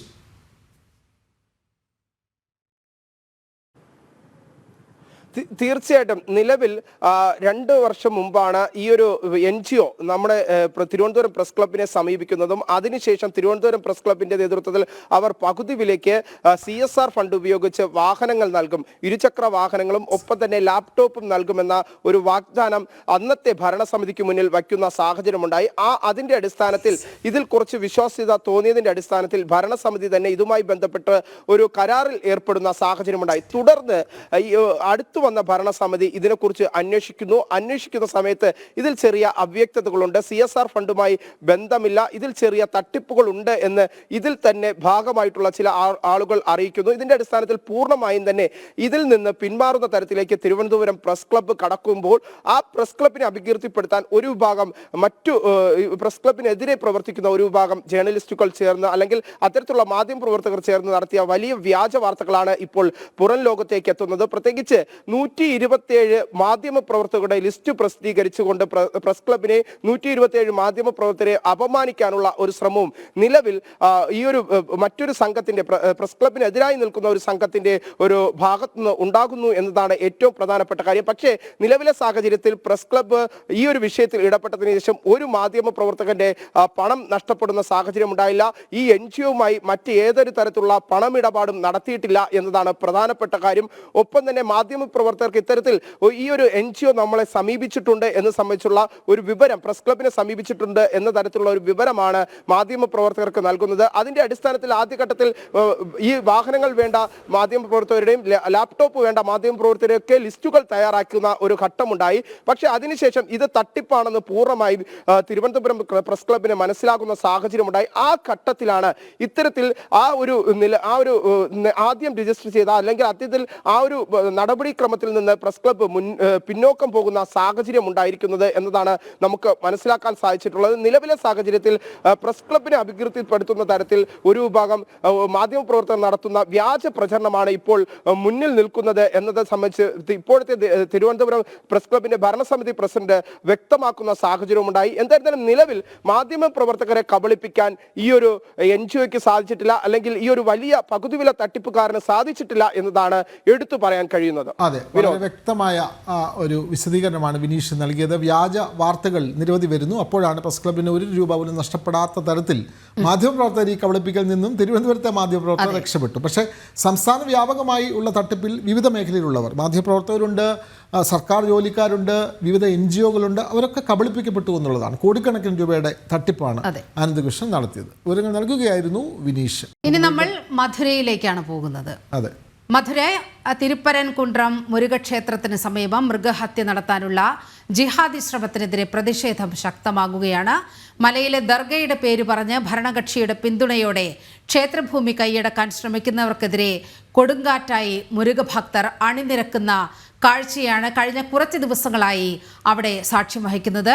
പ്രതിഷേധം ശക്തമായതോടെ കഴിഞ്ഞ ദിവസങ്ങളിൽ പ്രദേശത്ത് നിരോധനാജ്ഞ പ്രഖ്യാപിച്ചിരുന്നു. പക്ഷേ ഈ നിരോധനാജ്ഞയും മറികടന്നുകൊണ്ട് നൂറുകണക്കിന് ഭക്തരാണ് അവിടെ എത്തിയത്. വിവരങ്ങളുമായി അവിടെ നിന്നും മനോജ് ചേരുന്നുണ്ട്. മനോജ്, നമ്മൾ പുത്തൻപുലരിയുടെ ആദ്യഘട്ടത്തിൽ ഈ വാർത്ത എടുത്തു പോയതാണ്. ഇപ്പോൾ എങ്ങനെയാണ് ഏറ്റവും ഒടുവിൽ അവിടെ നിന്ന് ലഭിക്കുന്ന വിവരങ്ങൾ എന്തെല്ലാമാണ്?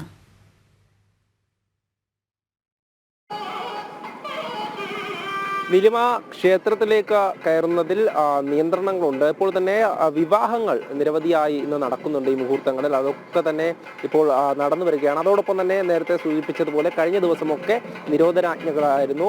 അത്തരത്തിൽ ഓരോ ദിവസവും കഴിയും തോറും നിയന്ത്രണങ്ങൾ ശക്തമായി വരുന്നുണ്ടായിരുന്നു.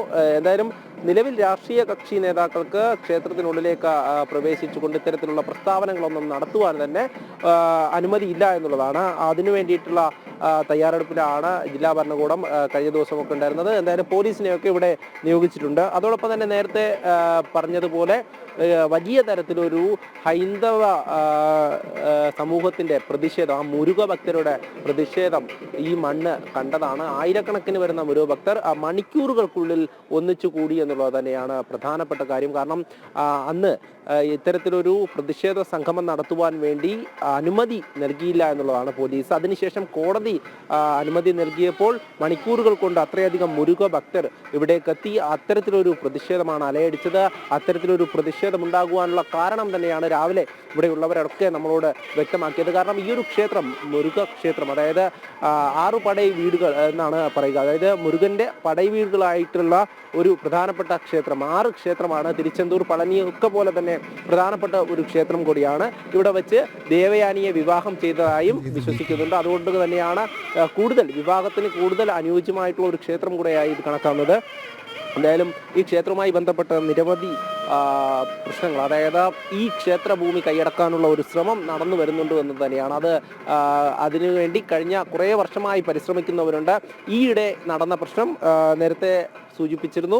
മുകളിലേക്ക് മൃഗങ്ങളെ കൊണ്ടുപോയി അവിടെ മൃഗങ്ങളെ കൊല്ലുവാൻ വേണ്ടി, മൃഗഹത്യ നടത്തുവാൻ വേണ്ടിയിട്ടുള്ള ഒരു ശ്രമം, അതിനെ ഇവിടെയുള്ള മൃഗഭക്തരൊക്കെ ചേർന്ന് എതിർത്തു. എന്തായാലും നമുക്ക് ഈ പരിസരത്തുള്ളവരോടൊക്കെ തന്നെ കൂടുതൽ അവരുടെയൊക്കെ ഈ പ്രതികരണത്തിലേക്ക് പോകേണ്ടതുണ്ട്. അവരൊക്കെ തന്നെ നേരത്തെ നമ്മളോട് പ്രതികരിച്ച ഒരു അമ്മയുണ്ടായിരുന്നു. അമ്മ പറഞ്ഞതും കൃത്യമായി തന്നെയാണ്.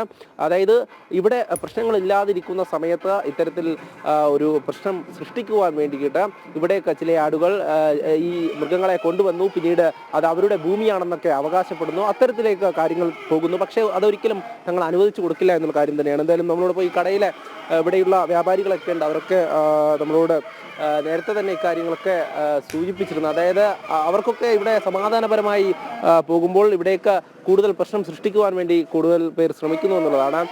അപ്പോൾ ഇങ്ങ ടെമ്പിളിലെ இவ்வளோ நாளாக அப்படி போயிட்டு இருந்தேன். ஆனால் இப்போ நேற்று தான் பிரச்சனை உருவாயிடுச்சு.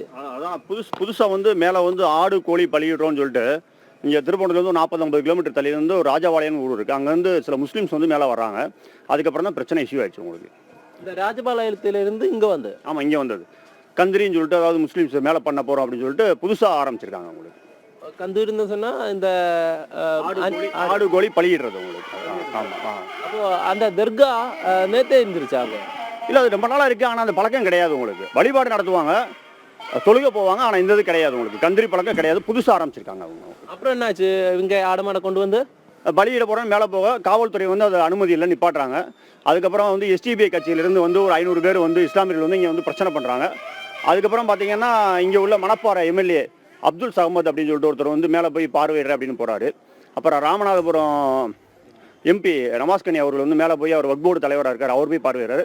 அவர் மேலே போய் பிரியாணி சாப்பிட்றாரு, கோயில் இடத்துல பிரியாணி சாப்பிட்றாரு. அதுக்கப்புறம் பிரச்சனை இஷ்யூ ஆயிடுச்சு. அவங்க சொல்கிறான் வக்போர்டுதா இங்கே? இல்லை, அதெல்லாம் இல்லைண்ணா. அது இங்கே 1910 ஜட்ஜ்மெண்ட் நம்ம கோயில் நம்ம இடம்ன்றதுக்கு நிறைய தீர்ப்புகள்லாம் உண்டு.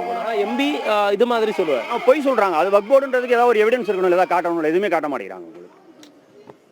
இந்த ஜெயின் டெம்பிள் அதே மாதிரி அந்த ஜெயின் மண்டபம் இருந்து, அதாவது இங்கே பக்கத்தில் பார்த்தீங்கன்னா ஒரு 1/2 கிலோமீட்டரில் மேலே சமணர் குகைன்னு இருக்குது. சமணர் குகை ஜெயின், அந்த குகையில் தொழில்துறையில் இருக்குது. இவங்க என்ன பண்ணுறாங்கன்னா இஸ்லாமியர்கள் மேலே போய் அதில் பச்சை பெயிண்ட் அடிக்கிறாங்க. பச்சை கடலில் பெயிண்ட் அடித்து எங்கள் இடம் அப்படின்ற நிரூபிக்கிறாங்க மாண்டி இவங்க அந்த மாதிரி பண்ணுறாங்க. அது இப்போ பூரா ரிமூவ் பண்ணிட்டு இருக்காங்க. தொழில் ரிமூவ் பண்ணிட்டு இருக்காங்க. இந்த அரசாங்கம் அதாவது இந்த டிஎம்கே இவங்க சப்போர்ட் பண்றியா? ஆமாம், டிஎம்கே சப்போர்ட் பண்ண டிஎம்கே கூட்டணி தானே. நவாஸ்கனி எம்பியும் டிஎம்கே எம்எல்ஏ ஒரு மனிதநேய மக்கள் கட்சின்னு சொல்லிட்டு அப்துல் சமத் அவங்க டிஎம்கேவோட அலையன்ஸ் கூட்டணி. அவங்க வந்து தான் அந்த பிரச்சனையை ஆரம்பிக்கிறாங்க. டிஎம்கேவோட தூண்டுதல் தான் அது உங்களுக்கு. ஸ்டாலின் எதுவுமே இதை பற்றி ஸ்டாலின் எதுவும் சொல்லலை. இவர் சேகர் பாபு இந்து அறநிலையத்துறை அமைச்சர் வந்து என்ன சொல்லியிருக்காருன்னு கேட்டாங்கன்னா, அல்லாவையும் பாதுகாப்போம் முருகனையும் பாதுகாப்போம்னு சொல்கிறாரு. ஆனால் வாயில் சொல்கிறாரு முருகனுக்கு அகைன்ஸ்டாக தான் எல்லாமே நடக்குது உங்களுக்கு. இந்த நிறைய பக்தர் அந்த போராட்டத்தில் கலந்துட்டேன். நேற்று இந்து முன்னணி தான் இங்கே போராட்டம் நடத்திருச்சு. ஆனால் லீடர்ஸ் எல்லாம் கைது பண்ணிட்டா.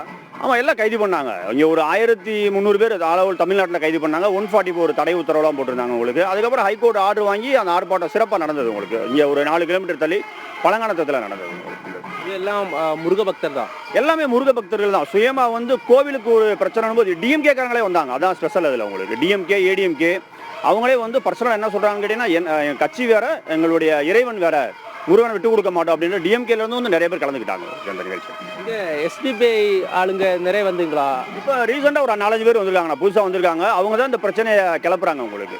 அது வரைக்கும் இந்த பிரச்சனையில் எல்லாரும் இங்கே சமமாக தான் இருந்தாங்க, எந்த பிரச்சனையும் கிடையாது. வழிபாடு மட்டும் தான் பண்ணாங்க. புதுசாக பண்ணுறாங்க. புதுசாக தொழுகிறோன்றாங்க, இடத்த ஆக்குபை பண்ணுறாங்க. மேலே வந்து தர்கா வந்து எக்ஸ்டென்ஷன் ஆகிட்டே போகுது உங்களுக்கு. தினம் ஒர்க்கு நடந்துகிட்டே இருக்கு. அவங்க இது ஒரு டீமாகவே ஒரு 10 பேர் செய்கிறாங்க. டெய்லி மேலே போக இதே வேலையாக இருக்காங்க.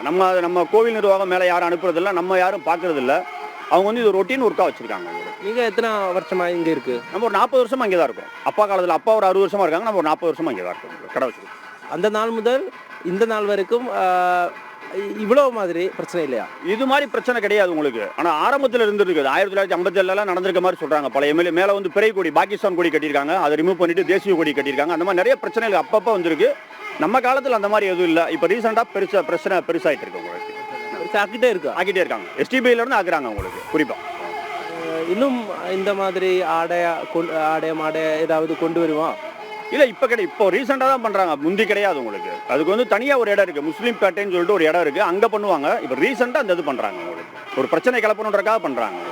ஆனால் போலீஸ் இங்கே இருக்குது. போலீஸ் ரொட்டீனாக இருக்காங்க. இப்போ இந்த பிரச்சனை வந்ததுக்கப்புறம் போலீஸ் வந்து ஃபுல்லாக பாதுகாப்பில் இருக்காங்க. மழை ஃபுல்லாக கண்ட்ரோலில் பாதுகாப்பில் இருக்காங்க. இந்த மலையில் காசி விஸ்வநாத டெம்பிள், அப்புறம் இந்த முருக டெம்பிள், அப்புறம் வேற என்னெல்லாம் இருக்குது? அதான் 4 இடம். இங்கே வந்து முருகன் கோயில் இருக்குது, பின்னாடி நக்கீரர் குகைன்னு ஒன்று இருக்குது, மேலே காசி விஸ்வநாதர் கோயில் இருக்குது, சைடில் வந்து சமணர் படுகை இருக்குது உங்களுக்கு, லெஃப்ட் சைடு பார்த்தீங்கன்னா சரவண படுகை இருக்குது. இது பூரா கோயிலோட இடம் தான் உங்களுக்கு ஃபுல்லாக. இந்த டெம்பிளுக்கு பாதுகாப்பாக தான் இங்கே நிறைய பக்தர் இருக்குது. டெம்பிள் பாதுகாப்புக்காக தான் நிறைய பக்தர்கள் வர்றாங்க உங்களுக்கு. கோவிலுக்கு பிரச்சனை ஒன்றுனா பக்தர்கள் வந்து சுயமாக வர ஆரம்பிச்சிட்டாங்க உங்களுக்கு. മുരുകനോട് ഭക്തர்கள் வந்து സുയமாக വരാங்க. നിശ്ചയം അത് തന്നെയാണ്. എന്തായാലും ഈ ക്ഷേത്രത്തിന് അല്ലെങ്കിൽ ക്ഷേത്രഭൂമിക്ക് ഇത്തരത്തിലൊരു പ്രശ്നം ഉണ്ടായിക്കഴിഞ്ഞാൽ മുരുക ഭക്തരെല്ലാവരും തന്നെ അവരൊന്നിച്ച് വരുന്നുണ്ട് എന്നാണ് അദ്ദേഹവും പറയുന്നത്. അദ്ദേഹം 40 വർഷമായി ഇവിടെ ഇത്തരത്തിൽ കട നടത്തുന്ന ഒരാൾ കൂടിയാണ്. അതോടൊപ്പം തന്നെ ഇവിടെ മുതിർന്നവരൊക്കെ ഇരിക്കുന്നുണ്ട്. എന്തായാലും നിരവധിയായി ഇവിടേക്ക് എത്തുന്ന ഭക്തജനങ്ങൾ അവരുടെയൊക്കെ തന്നെ നമ്മൾ ദൃശ്യങ്ങൾ കണ്ടതാണ്. മനോജ്, നിരവധി ഭക്തരെത്തുന്ന വളരെ പ്രധാനപ്പെട്ട ക്ഷേത്രം തന്നെയാണ് തമിഴ്നാട് മധുരൈ തിരുപ്പരൻകുണ്ട്രം മുരുക ക്ഷേത്രം. അവിടെയാണ് ഇത്തരത്തിലുള്ള ജിഹാദികളുടെ കടന്നുകയറ്റത്തിന് ശ്രമം നടക്കുന്നത്. ഈ നമ്മുടെ പ്രേക്ഷകർക്കും ഈ ക്ഷേത്രത്തെ പറ്റി നല്ല അറിവുള്ള പ്രേക്ഷകരുണ്ട്. അതായത് വിജിൻ മേനോൻ പറയുന്നു അവിടെ മരതകം കൊണ്ടുള്ള വിഗ്രഹമാണ്, മുരുകൻ്റെ വിഗ്രഹമാണ് ഉള്ളത്. അത് വള്ളിദേവയാനി സമേതനായിരിക്കുന്ന ദേവസേനാപതിയാണ് അവിടുത്തെ പ്രതിഷ്ഠ എന്ന് പറയുന്നു. അപ്പോൾ മധുര മീനാക്ഷി ക്ഷേത്രത്തിന് 5 കിലോമീറ്റർ അടുത്താണ് ഈ വളരെ പ്രധാനപ്പെട്ട തിരുപ്പരൻകുണ്ട്രം മുരുക ക്ഷേത്രം. നാളെയാണ് തൈപ്പൂയം. അതെ, അപ്പോൾ വളരെ പ്രധാനപ്പെട്ട വാർത്തയാണ് ആ ക്ഷേത്രത്തിൽ നിന്നും മനോജ് നൽകിക്കൊണ്ടിരിക്കുന്നത്. ഇനി മറ്റൊരു വാർത്ത പരിശോധിച്ചാൽ നിയമം പാലിക്കേണ്ട പോലീസ് തന്നെ നിയമലംഘകരായി മാറുന്ന കാഴ്ച നമുക്ക് പല സന്ദർഭങ്ങളിൽ കാണാൻ കഴിയും. ഏറ്റവും ഒടുവിൽ വന്നിരിക്കുന്നത് ആലപ്പുഴയിൽ നിന്നാണ്. മദ്യപിച്ച് അപകടകരമായി ഔദ്യോഗിക വാഹനം ഓടിച്ച ഡിവൈഎസ്പിക്കെതിരെ കേസെടുത്തിരിക്കുകയാണ്. State crime records bureau DYSP അനിലിനെയാണ് അരൂർ പോലീസ് കേസെടുത്തത്. ഇന്നലെ വൈകിട്ട് ആലപ്പുഴ ചന്ദനൂരിൽ നിന്നാണ് അരൂർ പോലീസ് അനിൽകുമാറിനെ കസ്റ്റഡിയിലെടുത്തത്. ഇതാ ഈ ഡിവൈഎസ്പി അനിൽ ഔദ്യോഗിക വാഹനം തന്നെയാണ് ഓടിച്ചത് എന്നുള്ളതാണ് വളരെ വിരോധാഭാസം. മദ്യപിച്ച ഔദ്യോഗിക വാഹനം തന്നെ ഓടിക്കുക, മദ്യപിച്ച് വാഹനം ഓടിക്കുന്നത് തന്നെ തെറ്റാണ്. അത് അപകടകരമായി കൂടി ഓടിക്കുന്നു. വാഹനം അത് പോലീസ് വാഹനം ഡിവൈഎസ്പി തന്നെ മദ്യപിച്ച് ഓടിക്കുന്നു എന്നുള്ള വളരെ പ്രധാനപ്പെട്ട വാർത്തയുടെ വിവരങ്ങൾ നൽകാൻ നിഷ ചേരുന്നുണ്ട്. നിഷ, എന്താണ് സംഭവിച്ചത്?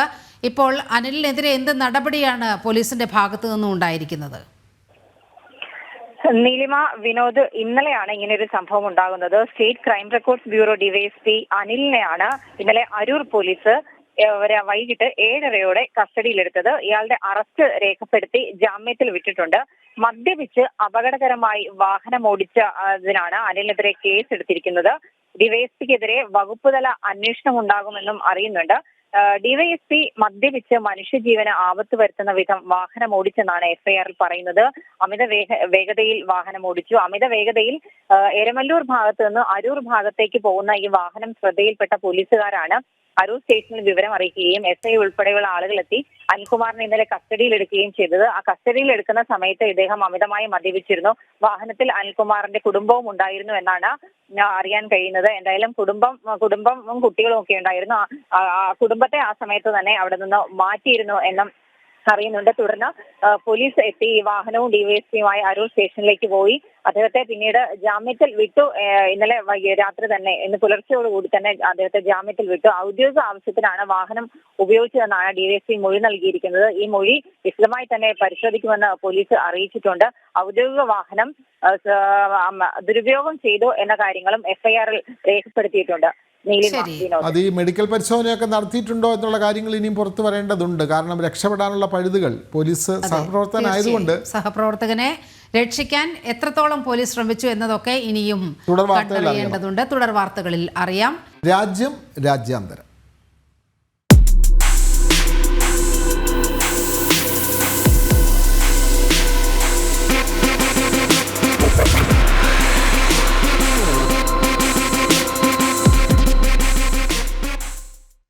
ഗാസയിലെ നെറ്റ്സറിം ഇടനാഴിയിൽ നിന്ന് ഇസ്രായേൽ സൈന്യം പൂർണ്ണമായും പിന്മാറി. വെടിനിർത്തൽ ധാരണയുടെ ഭാഗമായാണ് നടപടി. ഇടനാഴിയിലെ സൈനിക വിന്യാസം 2 മേഖലകളാക്കി തിരിച്ചിരുന്നു.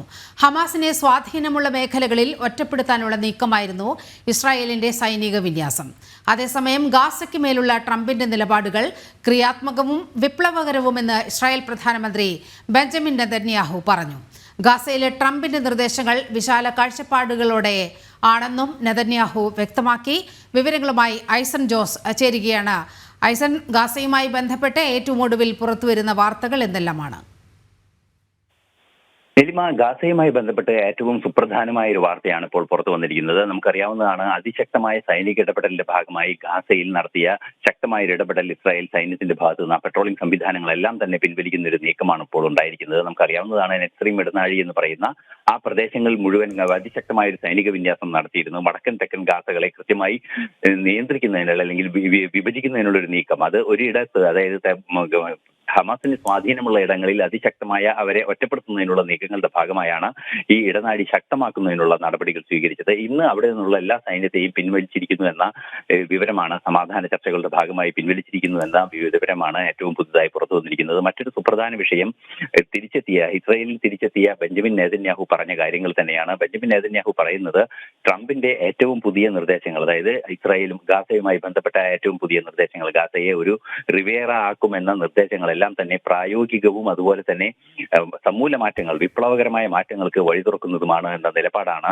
ഇപ്പോൾ ബെഞ്ചമിൻ നെതന്യാഹു പങ്കുവച്ചിരിക്കുന്നത്. അത്തരത്തിൽ പ്രതീക്ഷയുണർത്തുന്ന കാര്യങ്ങളാണ് ഇസ്രായേൽ ഗാസയുടെ ഭാഗത്ത് നിന്ന്, ഗാസയുടെ വിഷയത്തിൽ ഇസ്രായേലിന് നൽകുന്നത് എന്ന നിലപാടും അദ്ദേഹം പങ്കുവച്ചു. ഗാസയിൽ നിന്നുള്ള വിവരങ്ങളാണ് ഐസൻ ജോസ് പങ്കുവച്ചത്. നമുക്ക് മറ്റൊരു കൗതുക വാർത്തയിലേക്ക് പോകാം.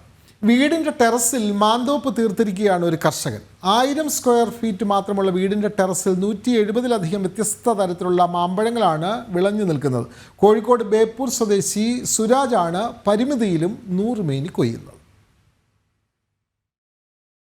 മൂവാണ്ടനും നീലനും ചേലനും തൊട്ട് ബംഗാനപ്പള്ളിയും സിന്ദൂരയും മിയാസാക്കിയും വരെ കായ്ച്ചു നിൽക്കുന്ന മാന്തോപ്പ്. 7 വർഷം കൊണ്ടാണ് ബേപ്പൂർ സ്വദേശിയായ സുരാജ് തേനൂറും മാമ്പഴത്തോട്ടം ഒരുക്കിയത്. ഈർച്ചമിൽ തൊഴിലാളിയായ സുരാജ് ഒഴിവു സമയം മുഴുവൻ ചെലവഴിക്കുന്നത് ഇവിടെയാണ്. പോകുന്നിടത്തു നിന്നെല്ലാം ശേഖരിക്കുന്ന മാങ്കൊമ്പുകൾ ബഡ്ഡിങ്ങും ഗ്രാഫ്റ്റിങ്ങും നടത്തിയാണ് മാവുകൾ ഒരുക്കുന്നത്. ആദ്യം യൂണിവേഴ്സിറ്റി പോയി കുറച്ച് തൈകൾ വാങ്ങി, അപ്പോഴാണ് ഇത്രയും ഡിഫറൻസ് ഉള്ള തൈകൾ ഉണ്ടെന്നുള്ളത് അറിയുന്നത്. അങ്ങനെ തുടങ്ങിയതാണ്. പിന്നെ ഈ വാട്സപ്പ് ഗ്രൂപ്പിലുള്ള ഓരോ ഫ്രണ്ട്സൊക്കെ കൂടെ ആയിട്ടുള്ള ഒരു ഇതിൻ്റെ മുകളിൽ കേരളത്തിലെ മൊത്തം ഒരുവിധം സ്ഥലങ്ങളിൽ നിന്നൊക്കെ സയണുകളായാലും തൈകളായാലും എത്തിക്കാനുള്ള ആളുകളൊക്കെ ഉണ്ടായത് കാരണം സ്ഥലപരിമിതി മൂലമാണ് കൃഷി ടെറസിലേക്ക് മാറ്റിയത്. കൃഷിയോടുള്ള താല്പര്യവും സന്തോഷവും മാത്രമല്ല, ഈ കൃഷി തിരഞ്ഞെടുക്കാൻ മറ്റൊരു കാരണം കൂടിയുണ്ട്. ടെറസിനൊക്കെ എന്ന് പറഞ്ഞാൽ ആദ്യം ഞങ്ങൾക്ക് താഴെ ഉള്ള സ്ഥലങ്ങളൊക്കെ എൻഗേജ്ഡായി. മൊത്തം മാവും ഇതൊക്കെ ആയിട്ട് വെയിലുള്ള സ്ഥലം നോക്കി വെച്ചതാണ്. ആദ്യം കുറച്ച് വെച്ച് പിന്നെ അങ്ങനെ അധികമായിപ്പോയതാ. സ്ഥലപരിമിതി ഒരു പ്രശ്നമല്ല, പക്ഷെ അധ്വാനമാണ് അതിൽ മെയിൻ ഘടകം. അതായത് 2 നേരം നനയ്ക്കുക, ആ ഒരു ബുദ്ധിമുട്ടേ ഉള്ളൂ, വേറെ പ്രശ്നങ്ങളൊന്നുമില്ല. ഒരു മാവിൽ തന്നെ 4-5 തരം വ്യത്യസ്ത മാമ്പഴങ്ങളാണ് വിളഞ്ഞു നിൽക്കുന്നത്. മാമ്പഴ രുചി നുണയാൻ എന്നും പക്ഷികളും അണ്ണാനടക്കമുള്ള ജീവജാലങ്ങളും എത്താറുണ്ട്. ബാക്കിയുള്ളവയാണ് കുഞ്ഞുങ്ങൾക്കടക്കം ലഭിക്കുന്നത്. എന്നാലും മനസ്സ് നിറയെ സന്തോഷം മാത്രം. കുഞ്ഞു വീടിന്റെ ടെറസിൽ കൊച്ചു മാന്തോപ്പുകൾ തീർത്തിരിക്കുകയാണ് ഈ കർഷകൻ. പരിമിതികൾ ഒന്നിനും തടസ്സമല്ലെന്നതിന് ഈ കാഴ്ചകൾ തന്നെ നേർസാക്ഷ്യം. ക്യാമറമാൻ സന്തോഷ് മണ്ണാർകാടിനോടൊപ്പം ദിസ്ന സുരേഷ്, ജനം, കോഴിക്കോട്. അല്ലെ, വീടിൻ്റെ ടെറസിൽ മാന്തോപ്പ് സൃഷ്ടിക്കുന്നു. അവിടെ പക്ഷികളും അണ്ണാനും ഒക്കെ സ്ഥിരം ആ വീടിൻ്റെ മുകളിൽ വരും. അതിന്റെ ബാക്കിയാണ് അവിടുത്തെ കുഞ്ഞുങ്ങൾക്ക് കഴിക്കാൻ കിട്ടുന്നത്. അതെ. ഇനി നമുക്ക് കായിക വാർത്തകൾ നോക്കാം.